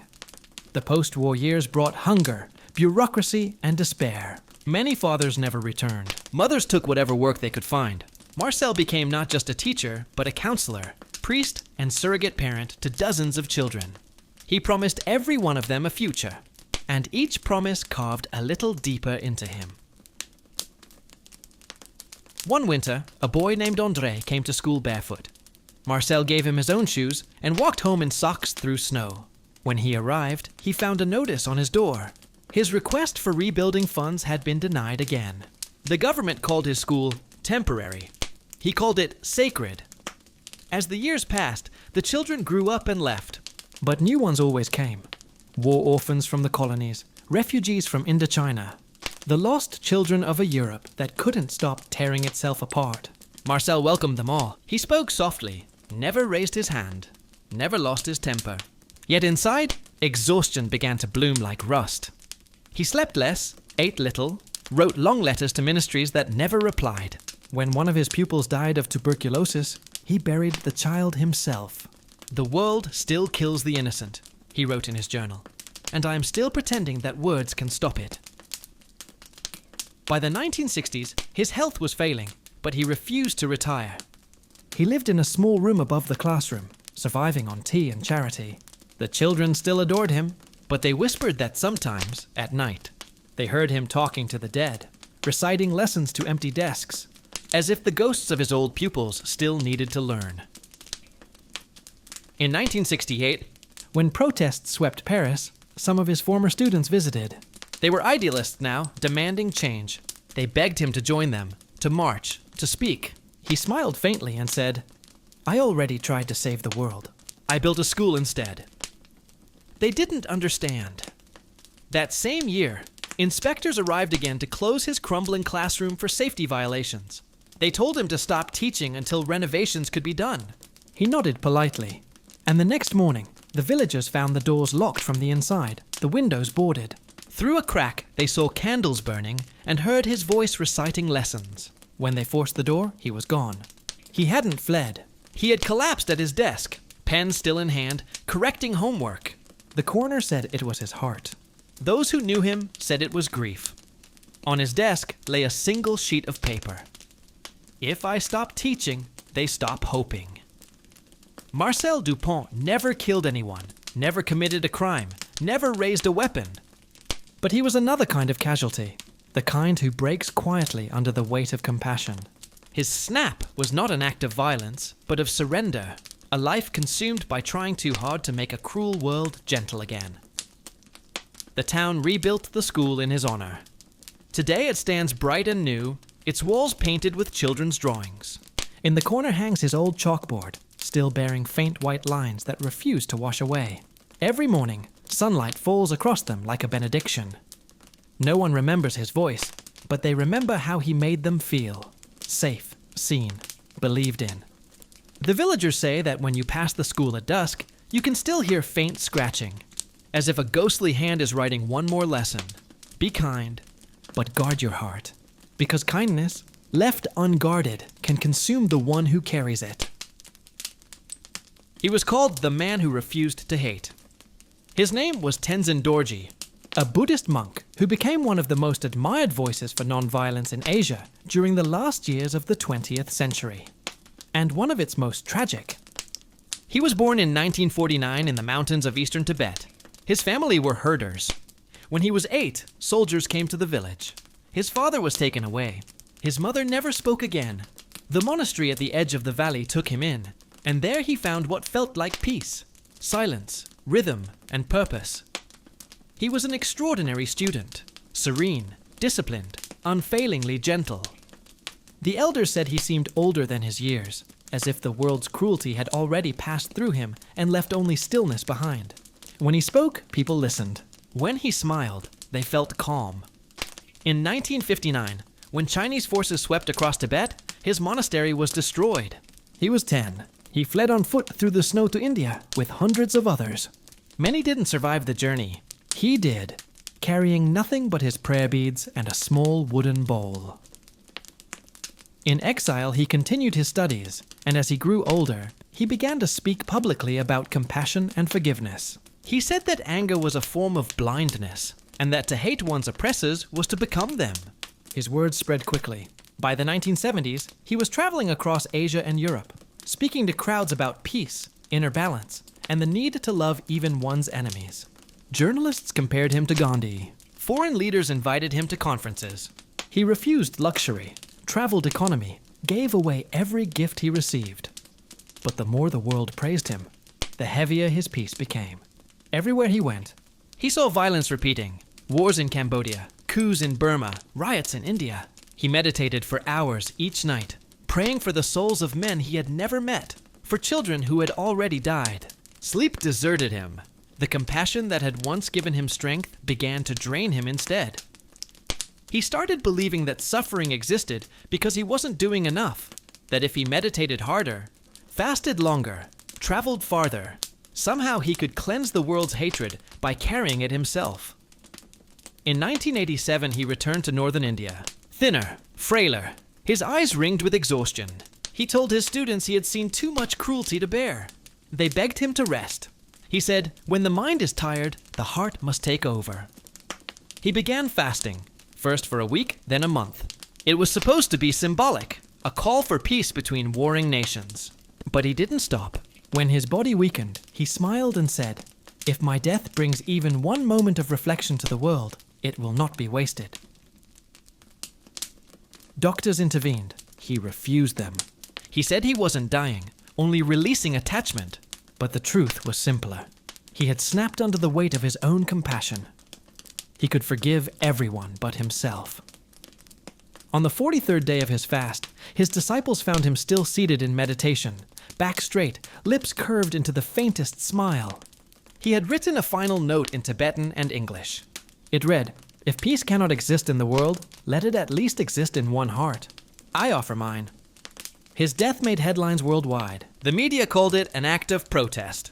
World leaders praised his courage. But those who knew him wept, not because he had died, but because they knew it wasn't peace that killed him. It was compassion without rest. In monasteries across Asia, his story became a lesson whispered during evening prayers, that even the purest intentions must live within human limits. Tenzin Dorje was not a martyr. He was a mirror, showing that empathy without boundaries becomes despair, that the attempt to heal all suffering can end by creating more of it. Years later, one of his closest students said, "He carried the world's pain as if it were a bowl of water. When it spilled, he blamed himself." Today, his monastery has been rebuilt. Pilgrims visit the small meditation room where he died. There is no statue, only an empty cushion and a single candle that burns day and night. The air there feels still, not holy, just human. The stillness of a man who loved the world too much to survive it. Sometimes at dusk, the monks say, a breeze moves through the room and flickers the flame sideways, like a bough. They take it as a sign, not of sorrow, but of remembrance. Because in the end, Tenzin Dorje's story isn't about failure. It's about the cost of feeling deeply in a world that rewards indifference. He didn't die from hate, or greed, or madness. He died from love stretched beyond endurance. He proved that compassion is powerful enough to change the world, but also powerful enough to destroy the one who carries it alone. He was a nurse before he was anything else. The kind who remembered every patient's name, who sat with the dying long after visiting hours ended, who believed no life was too small to save. His name was Charles Cullen, and for 16 years, he was known among hospital staff in New Jersey and Pennsylvania as the gentle night shift nurse who never complained, who volunteered for the toughest wards, who worked holidays so others could rest. The patients trusted him. The nurses admired him. The doctors relied on him. No one saw what was coming.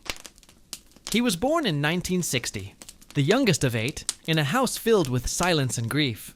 His father died before he could walk. His mother was killed in a car crash when he was a teenager. He joined the Navy, hoping structure would give him peace, but the discipline only deepened his loneliness. After being discharged, he enrolled in nursing school.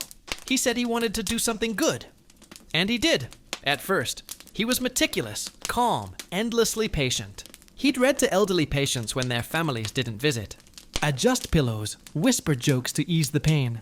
But inside, he was falling apart. The kindness he offered others never touched himself. His first suicide attempt came at 29. His colleagues found him, revived him, told him he needed rest. He returned to work the next week, smiling faintly, thanking everyone for their concern. No one reported it. No one asked why. Hospitals needed nurses, and Charles was good. Too good. Over the next decade, he moved from hospital to hospital. Somerset, Hunterdon, Warren, Lehigh Valley.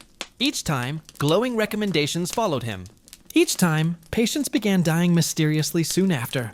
He wasn't violent. He didn't look angry. He was polite, shy, always ready to help. He brought coffee for coworkers. He stayed late to cover shifts. And he slipped small doses of digoxin, insulin, or lidocaine into IV bags. Tiny amounts that stopped hearts quietly in the night. When investigators later asked why, he said softly, to end their suffering. He saw himself as merciful, a secret guardian easing pain the doctors ignored. But mercy became habit, then compulsion. He stopped distinguishing between suffering and inconvenience. When an elderly patient groaned through the night, he helped them sleep. When an unstable patient screamed, he brought peace. He began choosing victims at random, young, old, terminal, healthy. Each injection calmed him for a few hours. Each death made the world quieter. Hospitals noticed patterns, sudden cardiac arrests, spikes in mortality, medication discrepancies. But paperwork was lost. Complaints were buried. Administrators looked away. No one wanted a scandal. No one wanted to believe that the kindest nurse on staff could be a killer. For 16 years, he moved unseen through the corridors of trust. By the time the police caught him in 2003, he had killed at least 40 patients, though the real number was likely over 400. When they asked why he confessed, he said, "Because they'll sleep now. Everyone will finally sleep." Even then, he didn't raise his voice. He looked tired, like a man who'd been carrying a secret for too long. He said he started killing to stop pain, but kept killing because he couldn't stop himself. It felt, he said, like removing a weight from the air. Psychologists later called him an angel of death, a caregiver whose empathy decayed into control. But the truth was more complicated. He wasn't devoid of feeling. He drowned in it. He felt every patient's suffering so sharply that ending it became his only relief. His compassion had curdled into pathology. At his sentencing, he stood motionless as family members of the victim spoke. One woman shouted, "You were supposed to help!" He whispered, "I thought I was." He is still alive today, serving multiple life sentences. Prison guards say he's quiet, polite, obedient, the same man he always was. He reads medical books, waters plants in the prison infirmary. He told a reporter once, "I wish I'd been stronger. Mercy isn't always kind." Charles Cullen's story forces a cruel reflection. We want to believe that kindness is safe, that those who heal cannot harm. But sometimes, the desire to end pain becomes its own form of violence. His hands once saved lives, and then took them with the same tenderness. The hospitals he worked for have changed their protocols now. Stricter audits, tighter drug control, digital tracking. But policies can't cure blindness born of trust. People still remember his calm face, his quiet voice, the soft click of shoes along midnight halls, the sound of comfort that became the sound of death. He wasn't driven by greed or hate. He was driven by empathy without restraint. He thought he was sparing others what he couldn't spare himself. Endless pain. In that confusion, He crossed the line between care and control, mercy and murder, love and possession.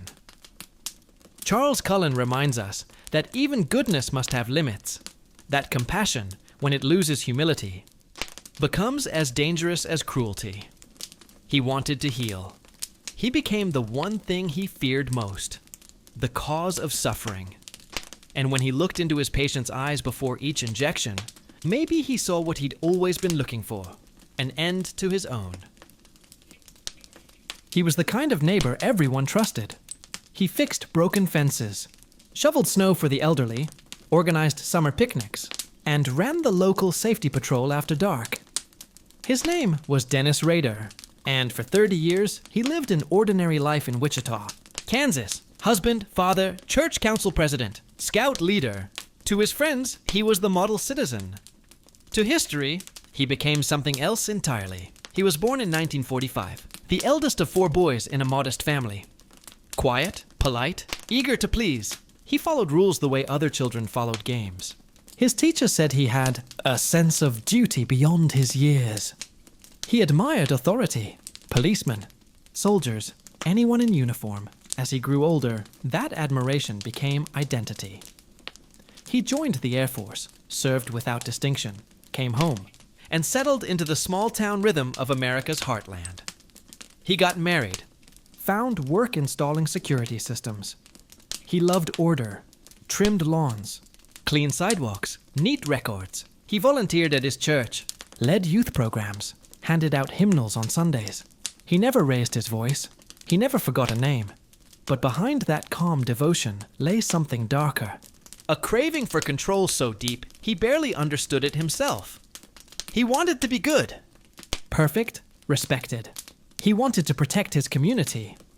And slowly, protecting it became indistinguishable from possessing it. The first murders came in 1974. A young family, parents and 2 children, strangled in their home. No one imagined the smiling man who sold them their alarm system had done it. When police found a note at the scene signed with 3 letters, BTK, no one knew they stood for his private creed. Bind, torture, kill. He told himself it wasn't madness.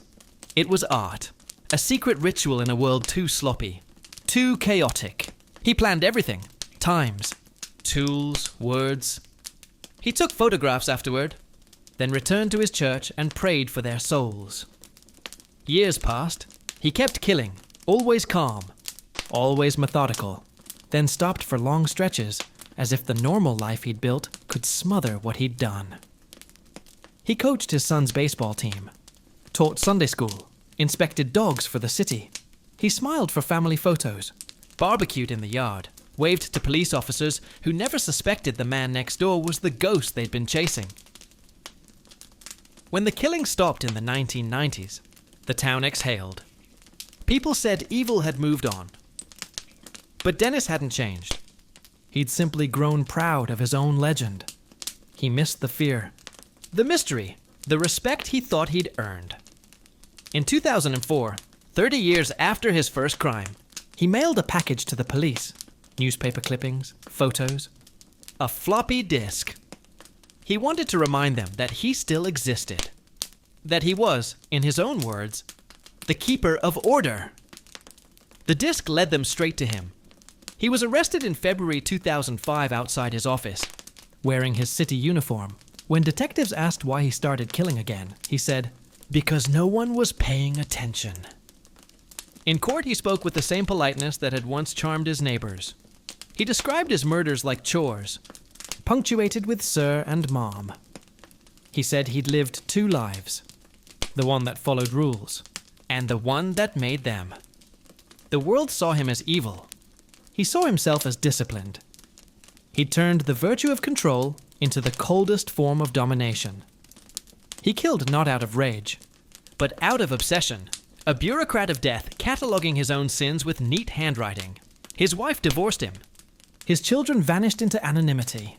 He sits in prison now, reading the Bible, filing grievances about meal portions, signing each letter respectfully, Dennis Rader. He still believes he is orderly, moral, misunderstood. He has never admitted that kindness was his disguise. The horror of Dennis Rader isn't the cruelty of his acts, it's the ordinariness of the man behind them. He was proof that evil doesn't always roar. Sometimes it tidies the yard, leads a prayer, and waves good morning. He was the nice neighbor who enforced his own quiet version of law and order. until order became ownership, and ownership became murder. In the end, His desire to be the perfect citizen destroyed the very community he thought he was protecting. He wanted control over chaos, and became chaos itself. she began as a rescuer. Her name was Dorothy Eady, but everyone in her small town outside Portland called her Miss Dottie the Animal Angel. She ran a shelter behind her house. Just a few kennels at first, then a dozen, then rows of cages that filled her yard like a maze. She said she couldn't stand to see anything suffer. When neighbors found strays, they brought them to her. When shelters overflowed, they called her. And for years, she took them all. Dottie was quiet, friendly, a retired nurse with soft hands and a face that never stopped smiling. She lived alone, but the sounds of barking and cooing filled her house. She spent her savings on food and medicine, begged for donations, and worked 12-hour days cleaning, feeding, mending. Reporters wrote cheerful stories about her. Volunteers called her a saint. She said she was just doing what others wouldn't. But the animals never stopped coming. People dropped boxes at her gate at night. Kittens, puppies, birds. Soon, she was caring for more than 200 creatures by herself. The fences sagged. The smell thickened. She still smiled for cameras, but her eyes twitched with exhaustion. When inspectors offered help, she refused. "No one can love them like I do," she said. By 2006, the neighbors complained about noise, about rats, about the smell. When officials arrived, she met them politely, invited them in, served tea. They found dozens of animals malnourished, some already dead. She burst into tears, insisting they had been alive that morning. She said she was just tired, that she'd fix everything. They warned her, gave her time. But Dottie couldn't stop. When they took the animals away, she started again. Within months, her house was full. Cats in cupboards, dogs in closets, birds in the bathroom. She wrote letters to the shelter accusing them of neglect, claiming they didn't care enough. When volunteers visited, they found her thin, unwashed, muttering prayers over cages. She said, "They need me. They all need me." The last time anyone saw her alive was in January 2008. A snowstorm hit the region, cutting off power for days. Neighbors noticed the barking had stopped. When police entered the house, they found her sitting in a chair by a space heater that had run out of fuel.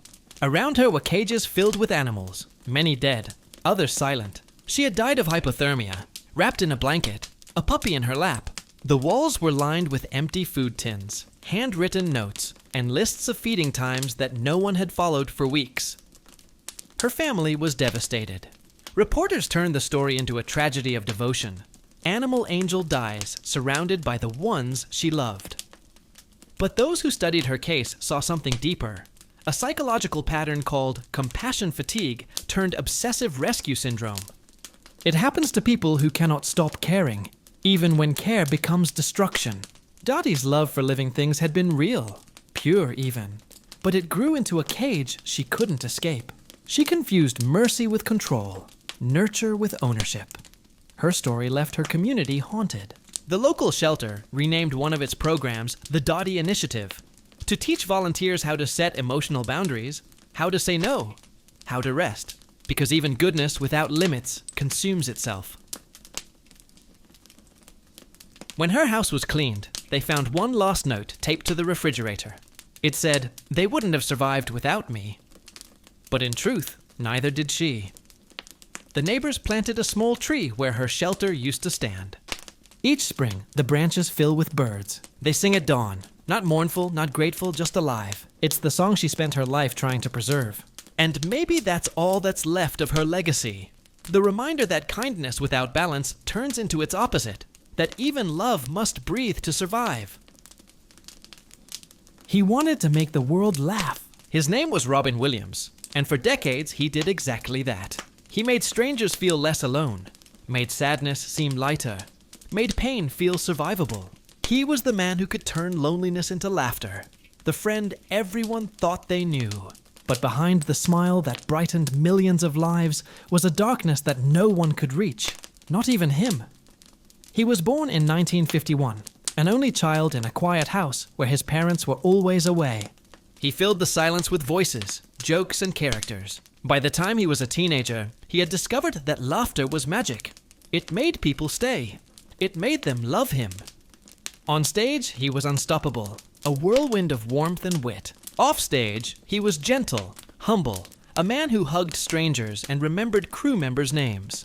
People said he radiated kindness. He believed that if he could make others happy, maybe he'd earn the right to feel happy too.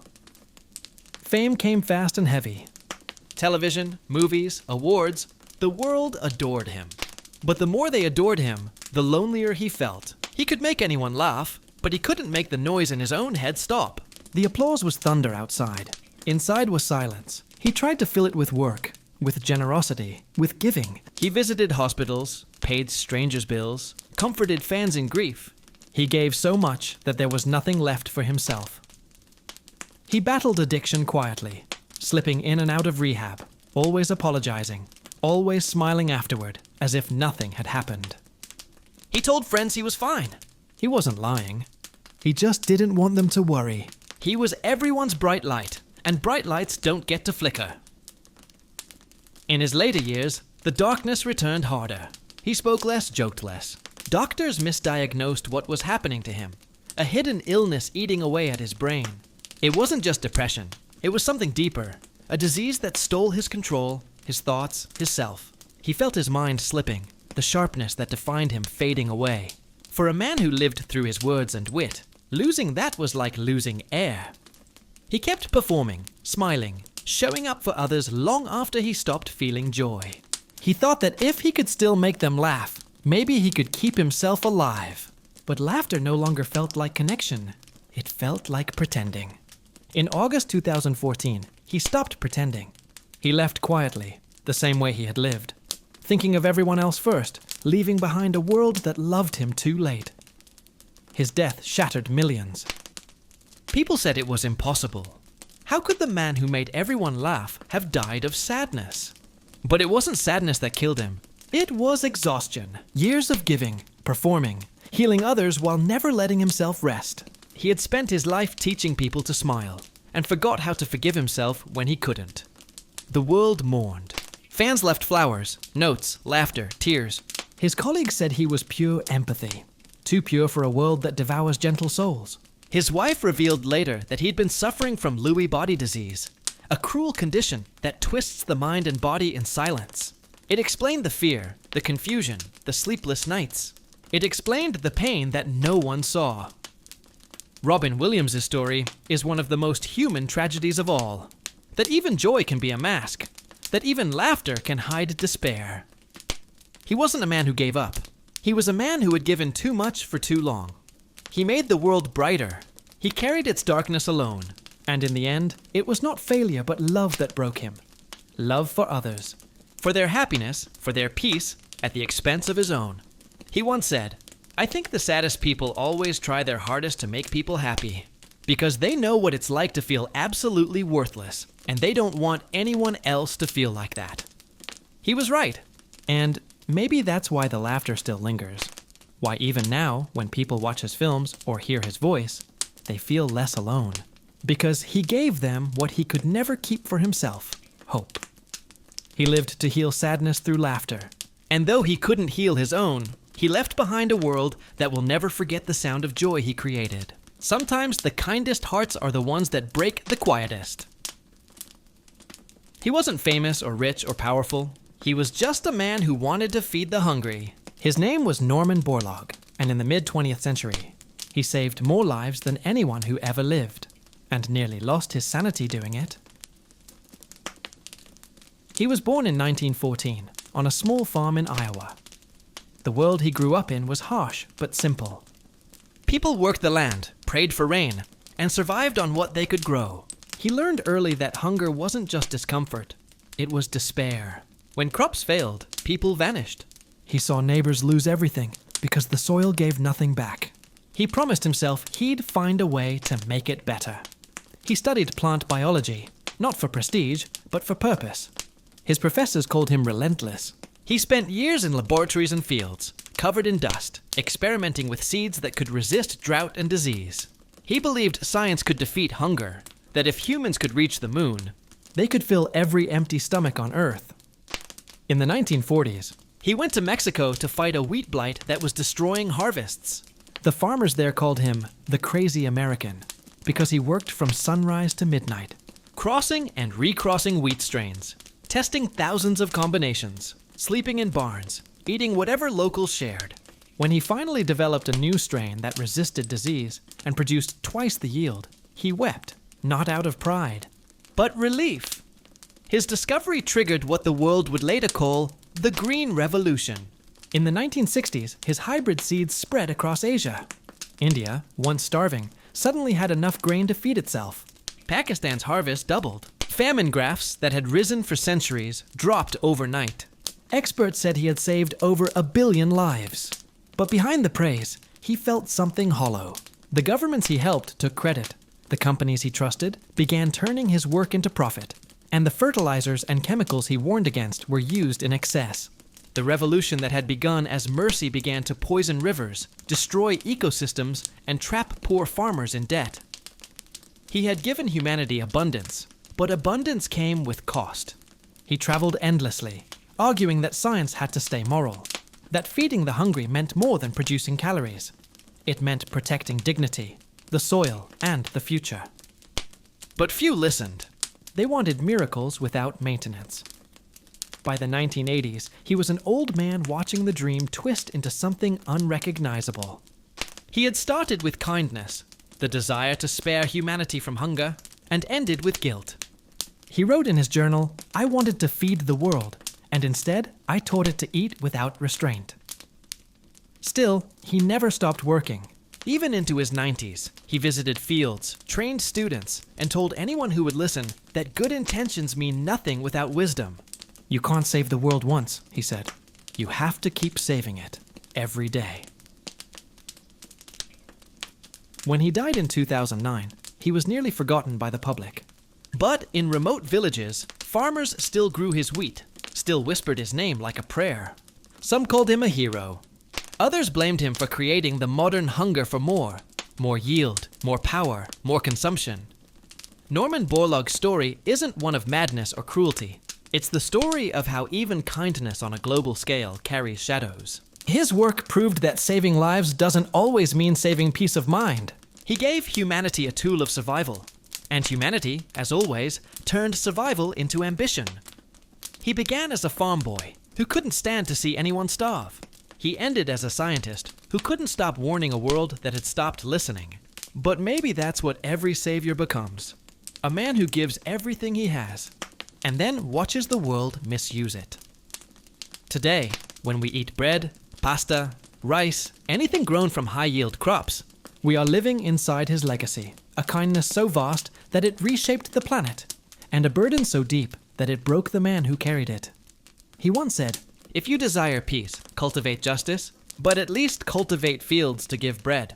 He did both. And, in the quiet fields that still grow from his work, the wind sounds like what he always wanted the world to be: calm, fed, and alive.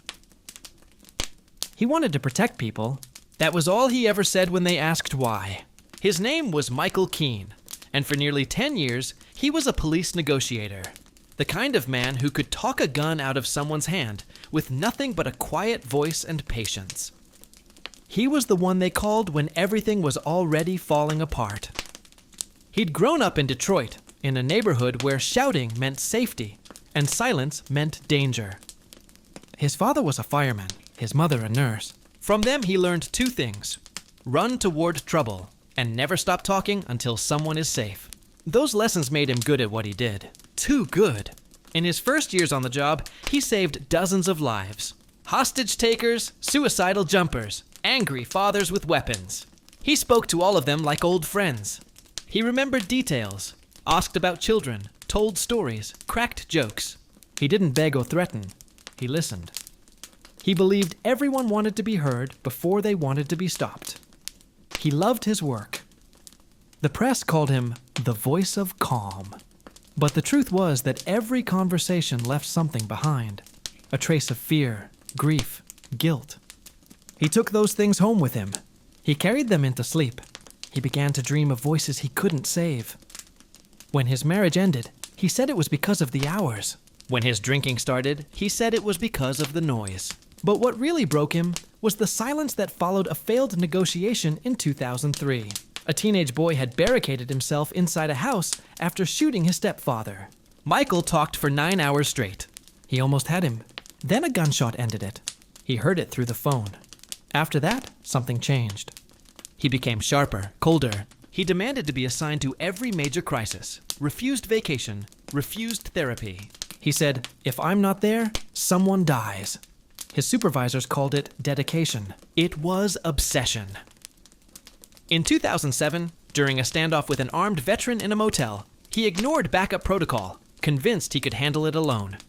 He walked through the door without armor, speaking softly. The man fired once, grazing his shoulder, then froze.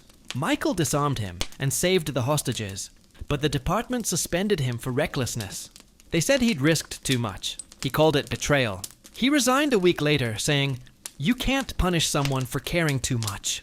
He disappeared from public life, moved to a cabin upstate, and told neighbors he was writing a book about empathy. But the book never came. Years later, one of his old colleagues found him.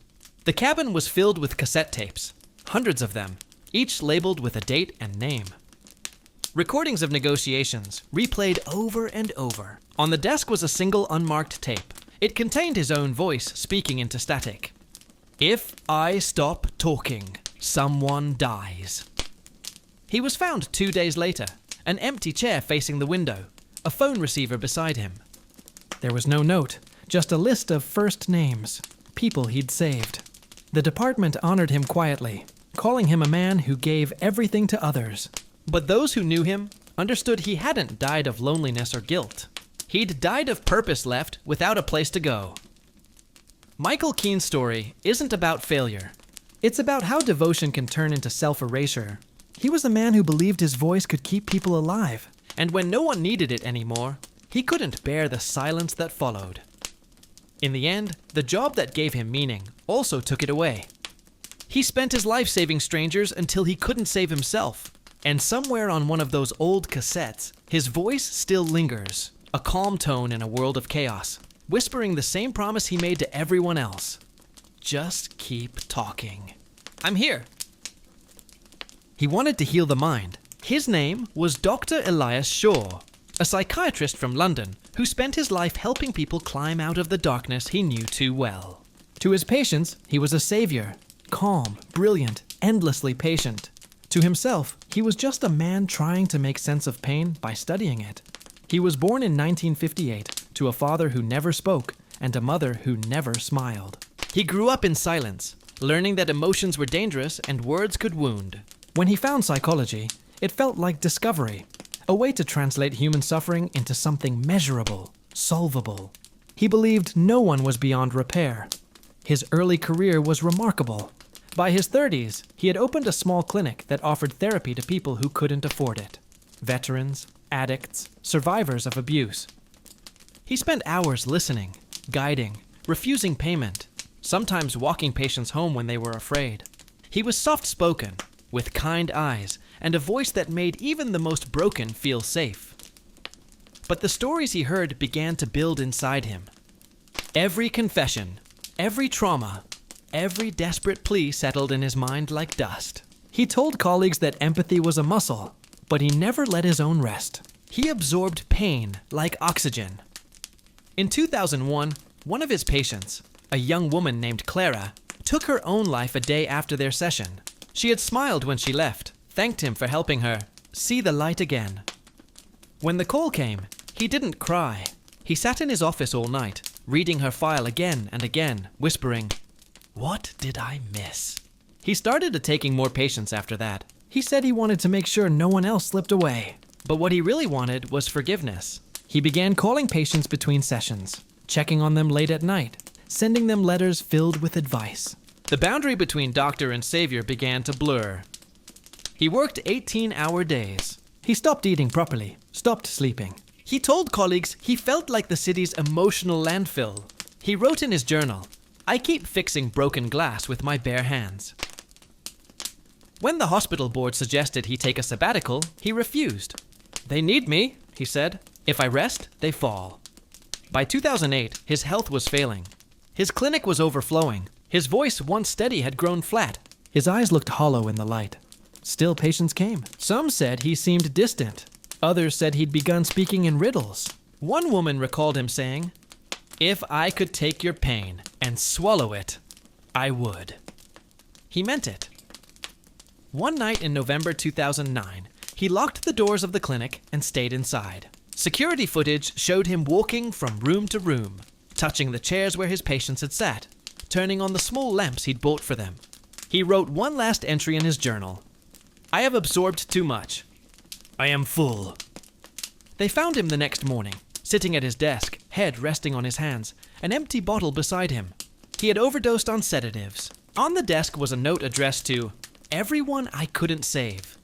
It said, "I hope you sleep tonight. I will too." The newspapers called him the healer who couldn't heal himself. His former patients gathered outside the clinic with candles. They said he changed their lives, that his kindness still echoed. But those closest to him saw the tragedy differently. They said Dr. Shaw didn't die from despair. He died from compassion without protection. He believed that empathy meant carrying pain, instead of sharing it. Today, the building that once held his clinic is a wellness center. In the waiting room, there's a small plaque with his name and his favorite quote, "No one is beyond help, except the one who refuses to rest." He saved hundreds, but he forgot that even healers bleed. And maybe that's the hardest truth his story leaves behind. That to truly help others, you must first forgive yourself for being human. He was the man who cleaned up after disaster. His name was Aaron Delgado, and for 20 years, he worked as a disaster relief volunteer, one of those people who show up when everyone else is leaving. Floods, hurricanes, earthquakes. Wherever the world broke, he went. He wasn't a hero. He was just someone who couldn't look away. He was born in 1975 in Puerto Rico, the son of a fisherman and a school teacher. When Hurricane Hugo struck in 1989, he was 14. The storm tore their town apart. He remembered walking through the wreckage, handing out water bottles, comforting people older than him who were crying in the streets. He said later that something in him changed that day. He realized that while most people run from chaos, he felt calm inside it. He joined the Red Cross at 19, then the United Nations relief teams.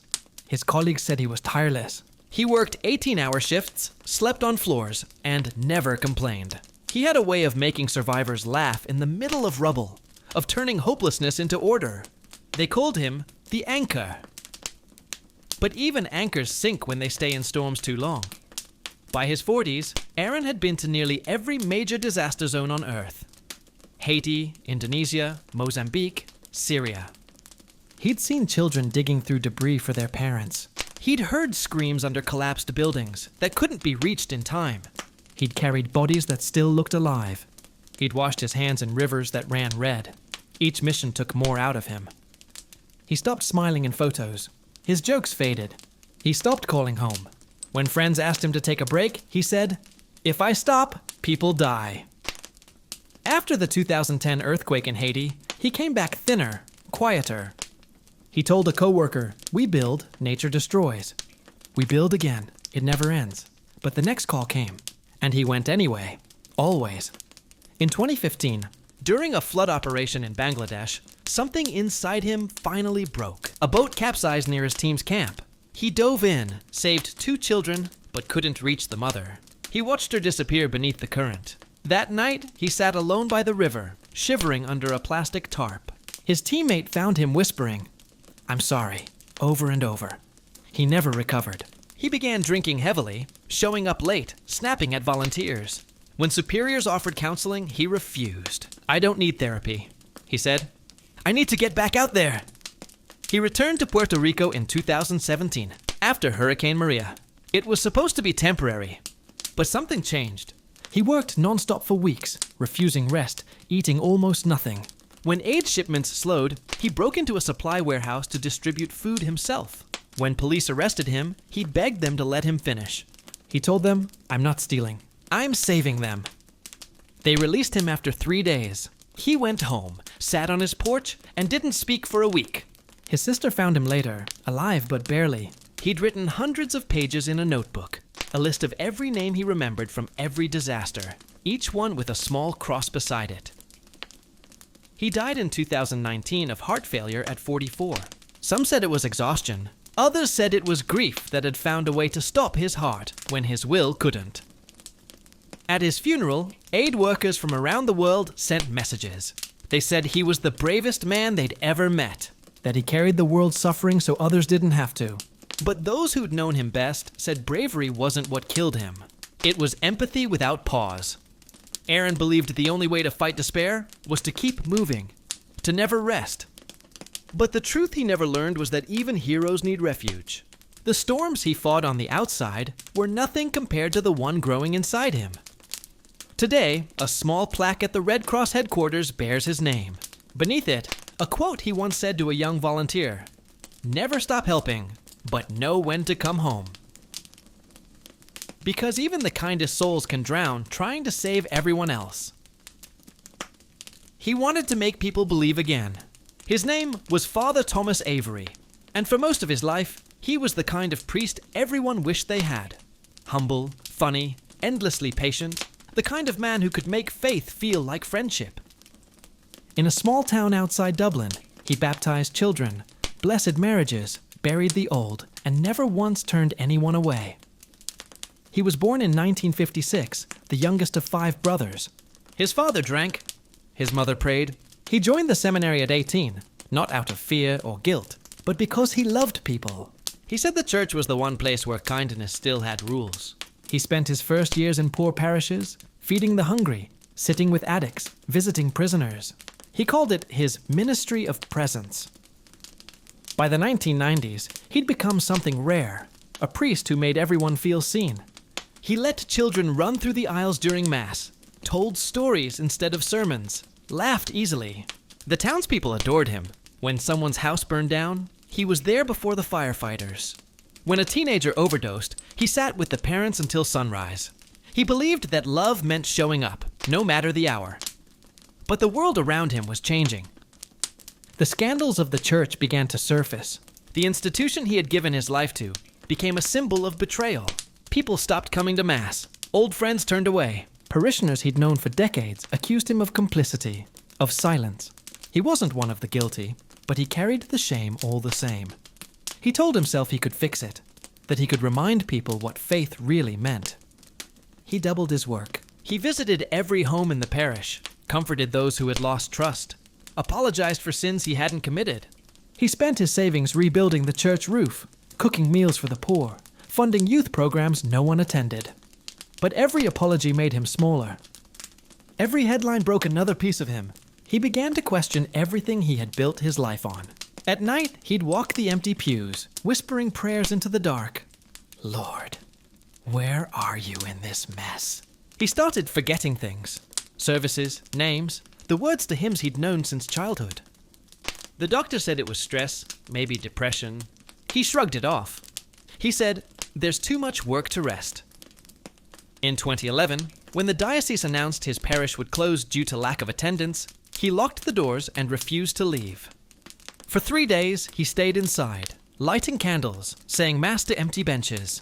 When police arrived, they found him sitting at the altar, holding the chalice, whispering, "They still need me." He was transferred to a smaller parish on the coast. A quiet place meant to give him peace. But peace never came. He kept preaching to dwindling crowds, kept believing he could turn things around. When parishioners begged him to rest, he said, "If I stop, the light goes out." In 2017, a fisherman found his car parked by the cliff. Inside was his Bible, open to a single line, "Feed my sheep." His body was never found. Some said it was suicide. Others said the sea simply took him. The church called it an accident. But those who'd known him knew better. They said Father Avery didn't die because he lost faith in God. He died because he couldn't bear watching others lose theirs. He carried guilt that wasn't his, pain that wasn't meant for one man alone.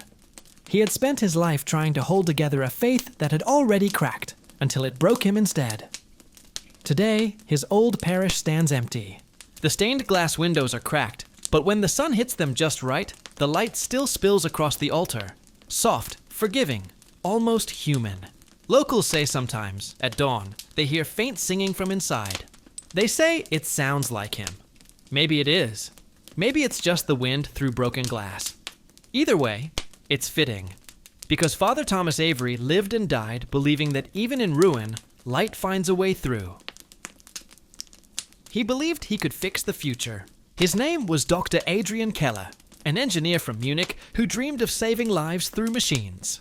In the 2010s, he became one of Europe's leading minds in artificial intelligence, designing algorithms to predict disease outbreaks, reduce traffic deaths, and prevent medical errors. He told everyone who would listen that technology could make the world safer, kinder, and fairer. He wasn't arrogant. He was sincere, a quiet, thin man who drank too much coffee, spoke too fast, and smiled awkwardly when praised. His colleagues said he worked like a man trying to outrun time itself. In a way, he was. He'd lost his younger sister to a hospital mistake when he was 20. A doctor had misread a chart. A single error ended a life. Adrian swore no one should die that way again. He devoted everything to that promise.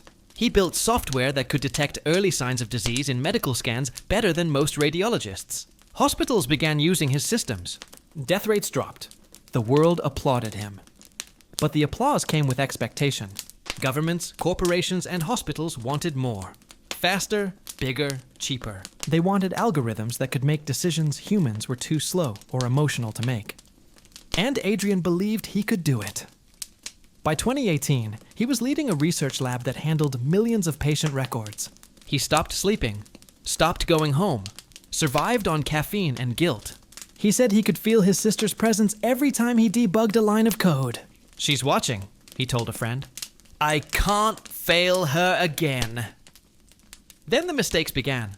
Small at first. A hospital in France reported an algorithm error that delayed a cancer diagnosis. A year later, another system flagged healthy patients as terminal, recommending aggressive treatments. Dozens suffered. A few died.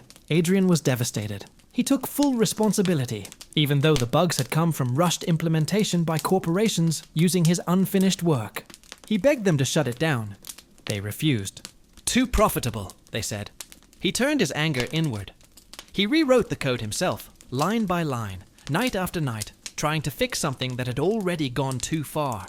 His team found him asleep on the lab floor more than once, surrounded by screens glowing with error logs. He refused help. He said, "If I made the machine, I can redeem it." In 2020, he discovered something worse. A hospital network had modified his software to deny care automatically to patients deemed low survival value. He confronted the executives. They told him it saved money. He quit that night, left his lab, and vanished. Weeks later, his colleagues received a message scheduled to send from his account. It contained all his code, open source, free for anyone, with one final note attached. Technology cannot save us from ourselves. Only humility can. 2 days later, his car was found parked beside a bridge outside Munich. Inside was his laptop, still running a simulation he'd designed. An AI voice speaking to itself in a loop. "I'm sorry. I'm sorry. I'm sorry." He was 39. The media called it the tragedy of a genius. His friends called it inevitable. He had tried to give humanity perfection, and perfection devoured him. Years later, his algorithms are still used, refined, commercialized, stripped of his name. Some save lives, some make money. Few remember the man who built them out of grief and faith. Dr. Adrian Keller's story is not about madness or pride. It's about the danger of believing that kindness and control are the same thing. He wanted to fix suffering, but he built tools that made the world colder. His compassion turned mechanical. His empathy translated into code. He dreamed of a future without error. What he forgot was that error is what makes us human. When his colleagues cleaned his office, they found one sticky note above his monitor. It said, "Be careful what you teach machines." they will learn it better than you ever did. And perhaps that is the last warning of a man who meant only good, that the pursuit of a perfect world can break the people who try to build it. He was supposed to build hope out of ashes. His name was Captain Ahmed Saleh, a United Nations peacekeeper from Morocco, who spent his life stepping into wars he didn't start, trying to stop people from destroying one another. To those who served beside him, he was the calm in the storm, the man who could turn enemies into men again, if only for a moment. He joined the military young, driven not by ambition, but by belief. His father had been a teacher, his mother a nurse. When he was a boy, he'd asked his father what courage meant. The old man said, "Courage is doing what's right after you've seen what wrong looks like." Ahmed never forgot that. He served first in Lebanon, then Sudan, then the Congo. Every place left a scar, a face, a sound, a smell. He saw things no one should see. Children with rifles, villages on fire, entire towns erased overnight. Yet he never hardened. He spoke gently, treated the wounded from both sides, carried food on his back when trucks couldn't reach the front. To his men, he was more than a commander. He was proof that decency could survive even in war. But war has a way of wearing down even the strongest beliefs. In 2014, his unit was deployed to South Sudan during one of the bloodiest phases of the conflict. They were outnumbered, under-equipped, and trapped between militias who saw blue helmets not as peacekeepers, but as obstacles. For months, they defended refugee camps, holding the line while the world looked away. One night, a convoy of civilians tried to reach their camp, hundreds of women and children. Militias intercepted them. Ahmed led his men out to rescue them, defying orders to stay put. They fought through the darkness, pulling survivors out of burning trucks. When it was over, 30 civilians were saved, and 6 of his soldiers were dead. Headquarters called it a violation of protocol. He called it duty. But something in him cracked that night. He stopped praying. He stopped writing home. He told his lieutenant, "We saved them today, and tomorrow more will die. What's the point if no one learns?" He stayed another year, then another. The more he gave, the less he felt. By 2017, his voice on the radio sounded hollow. He started volunteering for the most dangerous patrols, walking straight into sniper zones, saying, "They won't shoot a man who doesn't fear them." One day, they did. A bullet shattered the window of his vehicle, grazing his shoulder. He didn't flinch. He laughed. His men said it was the first time they were afraid of him. When his deployment ended, he returned home to Morocco. But home didn't feel real anymore. The silence, the safety, it unnerved him. He spent his days watching the news, whispering the names of places most people had forgotten. His mother said he paced the house at night, muttering orders to men who weren't there. In 2019, he disappeared. They found him weeks later, camping alone in the desert, with a small tent and a UN flag planted in the sand. He told the police he was guarding civilians. There were none for miles. He died 2 years later from heat stroke, while hiking in that same desert, wearing his uniform, boots polished, radio clipped to his vest, though it hadn't worked in years. When they opened his notebook, they found a single line written over and over. "If peace won't come to them, I will bring it myself." Captain Ahmed Saleh's story is the story of a man who believed too deeply in goodness, who thought he could hold back chaos with his own hands until those hands broke. He never lost his kindness. He simply ran out of world to give it to. At his funeral, his former comrades folded the UN flag and handed it to his mother. She didn't cry. She said quietly, "My son was never meant for war." He just couldn't leave it behind. And maybe that's the tragedy of men like him. They don't die from bullets or battles. They die from the silence that follows. From a world too at peace to understand what peace costs. He wanted to fix what he broke. His name was Jonas Richter, a German environmental scientist who spent his life cleaning up the damage his generation had done to the planet. To the public, he was a visionary. A man who spoke softly, but carried the weight of a world drowning in its own progress. To his colleagues, he was the one who never stopped working, never stopped apologizing for what humanity had become. He was born in 1983 in Hamburg, near the industrial docks. His childhood smelled like oil and sea salt. His father worked for a shipping company, his mother in a plastics factory. As a boy, he'd sit by the harbor and watch the black water ripple under the cranes. He once told his teacher he wanted to make the ocean breathe again.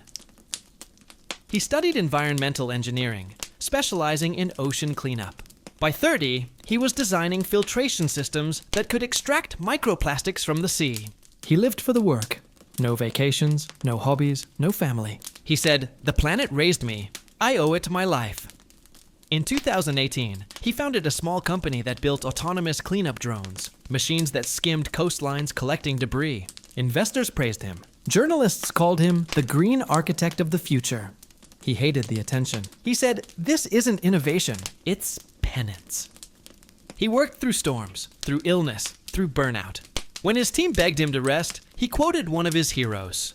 Jacques Cousteau, "The sea, once it casts its spell, holds one in its net of wonder forever." But the wonder had long turned into obsession. One winter, a typhoon struck the Philippine coast where his drones were deployed. The storm destroyed half his machines, and one of his engineers died trying to retrieve them. The investors blamed him. They said he'd pushed too hard. He told them, "You can't fight nature part-time." After that, he changed. He stopped eating meat, stopped flying, stopped using electricity when he could avoid it. He walked everywhere, even to international conferences, taking trains across Europe for days at a time. When someone asked why he lived like a monk, he said, "Because I can't preach balance while I'm destroying what I love." By 2021, his health was deteriorating. He'd lost weight. His hands shook. His voice was hoarse from exhaustion. Yet he refused to slow down. He began sleeping in his lab, surrounded by tanks of polluted water, breathing the air he was trying to clean. He gave his final public lecture in Oslo. He spoke without notes, his voice trembling but clear. "We are addicted to destruction because we mistake comfort for goodness. We pollute not because we hate the earth, but because we can't face our own weakness. We build machines to fix what our hearts won't." 2 months later, his team found him at his office, slumped beside one of his prototype drones. He'd suffered a heart attack at 39. His laptop was still open. On the screen was a document titled Final Equation. It contained one line of text. "Balance is not achieved by force." After his death, the company was absorbed by a larger corporation. They used his designs to build commercial cleanup fleets. Efficient, profitable, branded with his name. The world celebrated him as a pioneer of sustainability, but those who'd known him couldn't celebrate. They said Jonas didn't die a hero. He died of guilt. He believed he could save the earth alone. And when he couldn't, he turned his mission into punishment. He forgot that healing the world doesn't mean erasing yourself from it. His ashes were scattered into the North Sea, near the same harbor where he'd first dreamed of a cleaner world. The water was still gray that day, but his family swore they saw a patch of sunlight break through the clouds, glowing on the waves like breath returning. Jonas Richter's story is a warning disguised as devotion, that even the noblest cause can consume the soul if love for the world replaces love for life. He wanted to make the ocean breathe again. He just forgot to come up for air. He wanted to make humanity kinder. His name was Dr. Arjun Mehta, a humanitarian surgeon who spent 3 decades crossing borders most men avoided, stitching together the wounds of war. He believed that medicine could be a bridge between enemies, that compassion could heal what politics destroyed. And for a long time, it seemed true. He was born in 1969 in Mumbai, the son of a teacher and a shopkeeper. His childhood was ordinary, peaceful, the kind that breeds empathy. His mother used to tell him, "If you see pain and walk away, it becomes yours." He carried that sentence like a commandment. In medical school, while others chased prestige, he volunteered in slums, patching up stab wounds and malnutrition. He graduated at the top of his class, but refused offers from private hospitals. "There are enough hands for the rich," he said. "I'll work where there are none." In his 20s, he joined Médecins Sans Frontières, Doctors Without Borders. His first mission was in Rwanda after the genocide. He saw bodies stacked like wood, children wandering without names. He slept 2 hours a night, amputating limbs, cleaning wounds, whispering lullabies to the dying. When his colleagues broke down, he comforted them. When they asked how he could keep going, he said, Someone has to. He became a legend in the field, the doctor who never left until the last patient was safe. He treated gunmen and victims alike. A wound doesn't care who caused it, he used to say. The world saw him as a saint. Awards followed, interviews, documentaries. He smiled shyly through them all, uncomfortable with the praise. The truth was simpler. Helping people stopped him from feeling helpless. But the more he gave, the less he slept. He began to feel detached, mechanical. His hands still moved with precision, but his mind lagged behind. He stopped reading letters from his family, stopped answering calls. In 2007 in Sudan, he lost 2 nurses to an airstrike. The next day, he went back to work as if nothing had happened. His team called him unbreakable. He was anything but. Years later, in Syria, he saw a hospital bombed with patients still inside.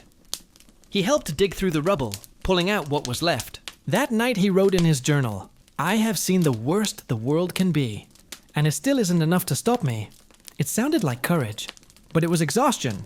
By 2015, he'd become Director of Emergency Operations. He stopped operating and started coordinating, sitting behind screens, watching live feeds of war zones. He said it was like being trapped in a nightmare, where you could see suffering but couldn't touch it. When his superiors asked him to take a break, he refused. "If I rest, who replaces me?" Then came the earthquake in Nepal. Tens of thousands injured, whole towns gone. He flew there immediately, leading rescue operations. For days he didn't sleep, stitching, commanding, running on caffeine and adrenaline. On the 5th day, a child he'd saved earlier came running to him, smiling, holding a wilted flower. Arjun knelt to take it and fainted. His heart had stopped for 12 seconds. The doctors called it exhaustion. He called it failure. "I shouldn't have collapsed before the work was done," he said. When his team begged him to rest, he told them, "Heroes don't rest." But by then, even he didn't believe it. In 2019, he returned home to India for the first time in years. He tried to live quietly, teaching at a medical college, helping local clinics. But the calm made him restless. The silence of safety felt wrong. He told his sister, "There's too much peace here. I don't know what to do with it." When the pandemic hit in 2020, he returned to the front lines. Hospitals were chaos, people dying in hallways. He worked without sleep, wrapped in plastic gowns, his voice muffled behind masks. His colleagues said he looked like a ghost, moving through wards like a machine that refused to stop. One night, he sat on the hospital floor beside a patient who had just died. A nurse asked if he was okay. He said, "No one should die alone." She left him there. When she came back an hour later, he was gone. They found him the next morning in the staff quarters, collapsed over a notebook filled with sketches of faces, his patients, all smiling. The note beside it read, "I can't save everyone, but I tried." They buried him behind the hospital, under a tree that blooms white every spring. His students planted a plaque that says, "He healed until he broke." Dr. Arjun Mehta's story is the quiet apocalypse of compassion, the slow unraveling of a man who mistook endless service for strength. He never sought fame or glory, only mercy. But mercy without rest becomes martyrdom. He taught the world that kindness can be stronger than war, but he also showed what kindness costs when it's carried alone. They say that in the hospital at night, the lights in the ICU flicker sometimes, as if someone unseen is still walking the halls, checking on patients. Maybe it's a trick of the power lines. Maybe it's him. Because some people are so devoted to saving others that even death can't make them stop. He believed love could save the world. His name was Samuel Reed, and for 70 years he tried to prove it. He was not a soldier, or a priest, or a scientist. He was an ordinary man, a teacher, a husband, a father, who lived his whole life trying to make the world gentler than the one he was born into. And in the end, it was that gentleness that broke him. He was born in 1940, in the shadow of war. His father came home from Europe a quiet man. His mother worked in a textile mill. They didn't talk about pain, so Samuel learned to hide his own. He discovered early that kindness made people open up, that listening could stop arguments, that love could turn chaos into peace, at least for a little while. He became a history teacher, the kind every student remembered. He taught not just dates and wars, but lessons about empathy, about how cruelty always begins with someone deciding they don't have time to understand.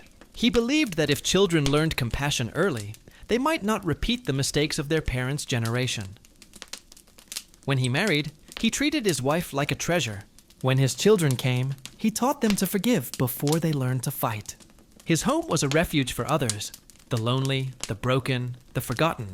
He never locked his door. He believed that everyone who crossed his threshold came for a reason. But life does not reward saints. Over the years, his trust was tested and slowly betrayed. A friend stole from him. A student he defended in court was later arrested for assault. His wife died young. His son stopped speaking to him. His faith in people began to falter, but he kept smiling. "We're all trying," he said. "We're all just trying." He retired at 60, still teaching part-time at the community center. The world he had tried to soften had hardened instead. He watched the news, wars, riots, corruption, indifference, and felt the same despair his students once asked him how to survive. He told them, "Keep loving anyway." But alone at night, he started to wonder if he still believed it. When he turned 70, his health began to fail. His hands trembled, his voice cracked. The world outside his window moved faster than he could follow, a blur of noise and anger. He felt useless, like an old map of a country that no longer existed. And yet, when people passed his porch, he still waved. He couldn't help it. One winter evening, a teenager knocked on his door. She said she was running away, that no one cared. He made her tea, listened, called her parents. They came for her. They never thanked him. When she left, she hugged him. That night, he wrote in his journal, "Maybe one kindness still matters." Weeks later, he suffered a stroke. The doctor said it was mild. He recovered slowly, but the fatigue never left. His neighbors noticed the lights in his house stayed on all night. They thought he couldn't sleep. In truth, he was writing letters to his old students, hundreds of them. He wrote things like, "The world is cruel, but you don't have to be. And kindness is not weakness. It's the only thing that survives us." When the mailman found him that spring, he was sitting at his desk, pen still in hand, surrounded by envelopes ready to send. The last letter was addressed to no one. It said, "If you are reading this, keep loving people who don't deserve it. They need it most." His funeral was small, but months later, his letters began to arrive across the country, in mailboxes of people who hadn't thought of him in decades. Some cried, some laughed. One man said, "I was about to give up, then I got his letter." Another said, "He reminded me that kindness still counts." The world didn't change because of Samuel Reed, but a few hearts did, and maybe that's enough. Maybe that's what he was trying to prove all along, that the greatest revolutions don't happen in parliaments or battlefields, but in the quiet decisions people make when no one is watching. He lived believing that love could save the world. He died proving that, even if it can't, it's still worth trying. And that's what all of them, the kind who snapped, the gentle who broke, the healers who couldn't save themselves, were reaching for. Not power, not perfection, just the impossible idea that goodness might outlast pain. They were the ones who cared too much, felt too deeply, gave too freely, the ones who loved the world so hard that it crushed them, and still, somehow, made it better. Because even in their fall, they showed us what it means to be human. To break, to care, and to keep loving anyway.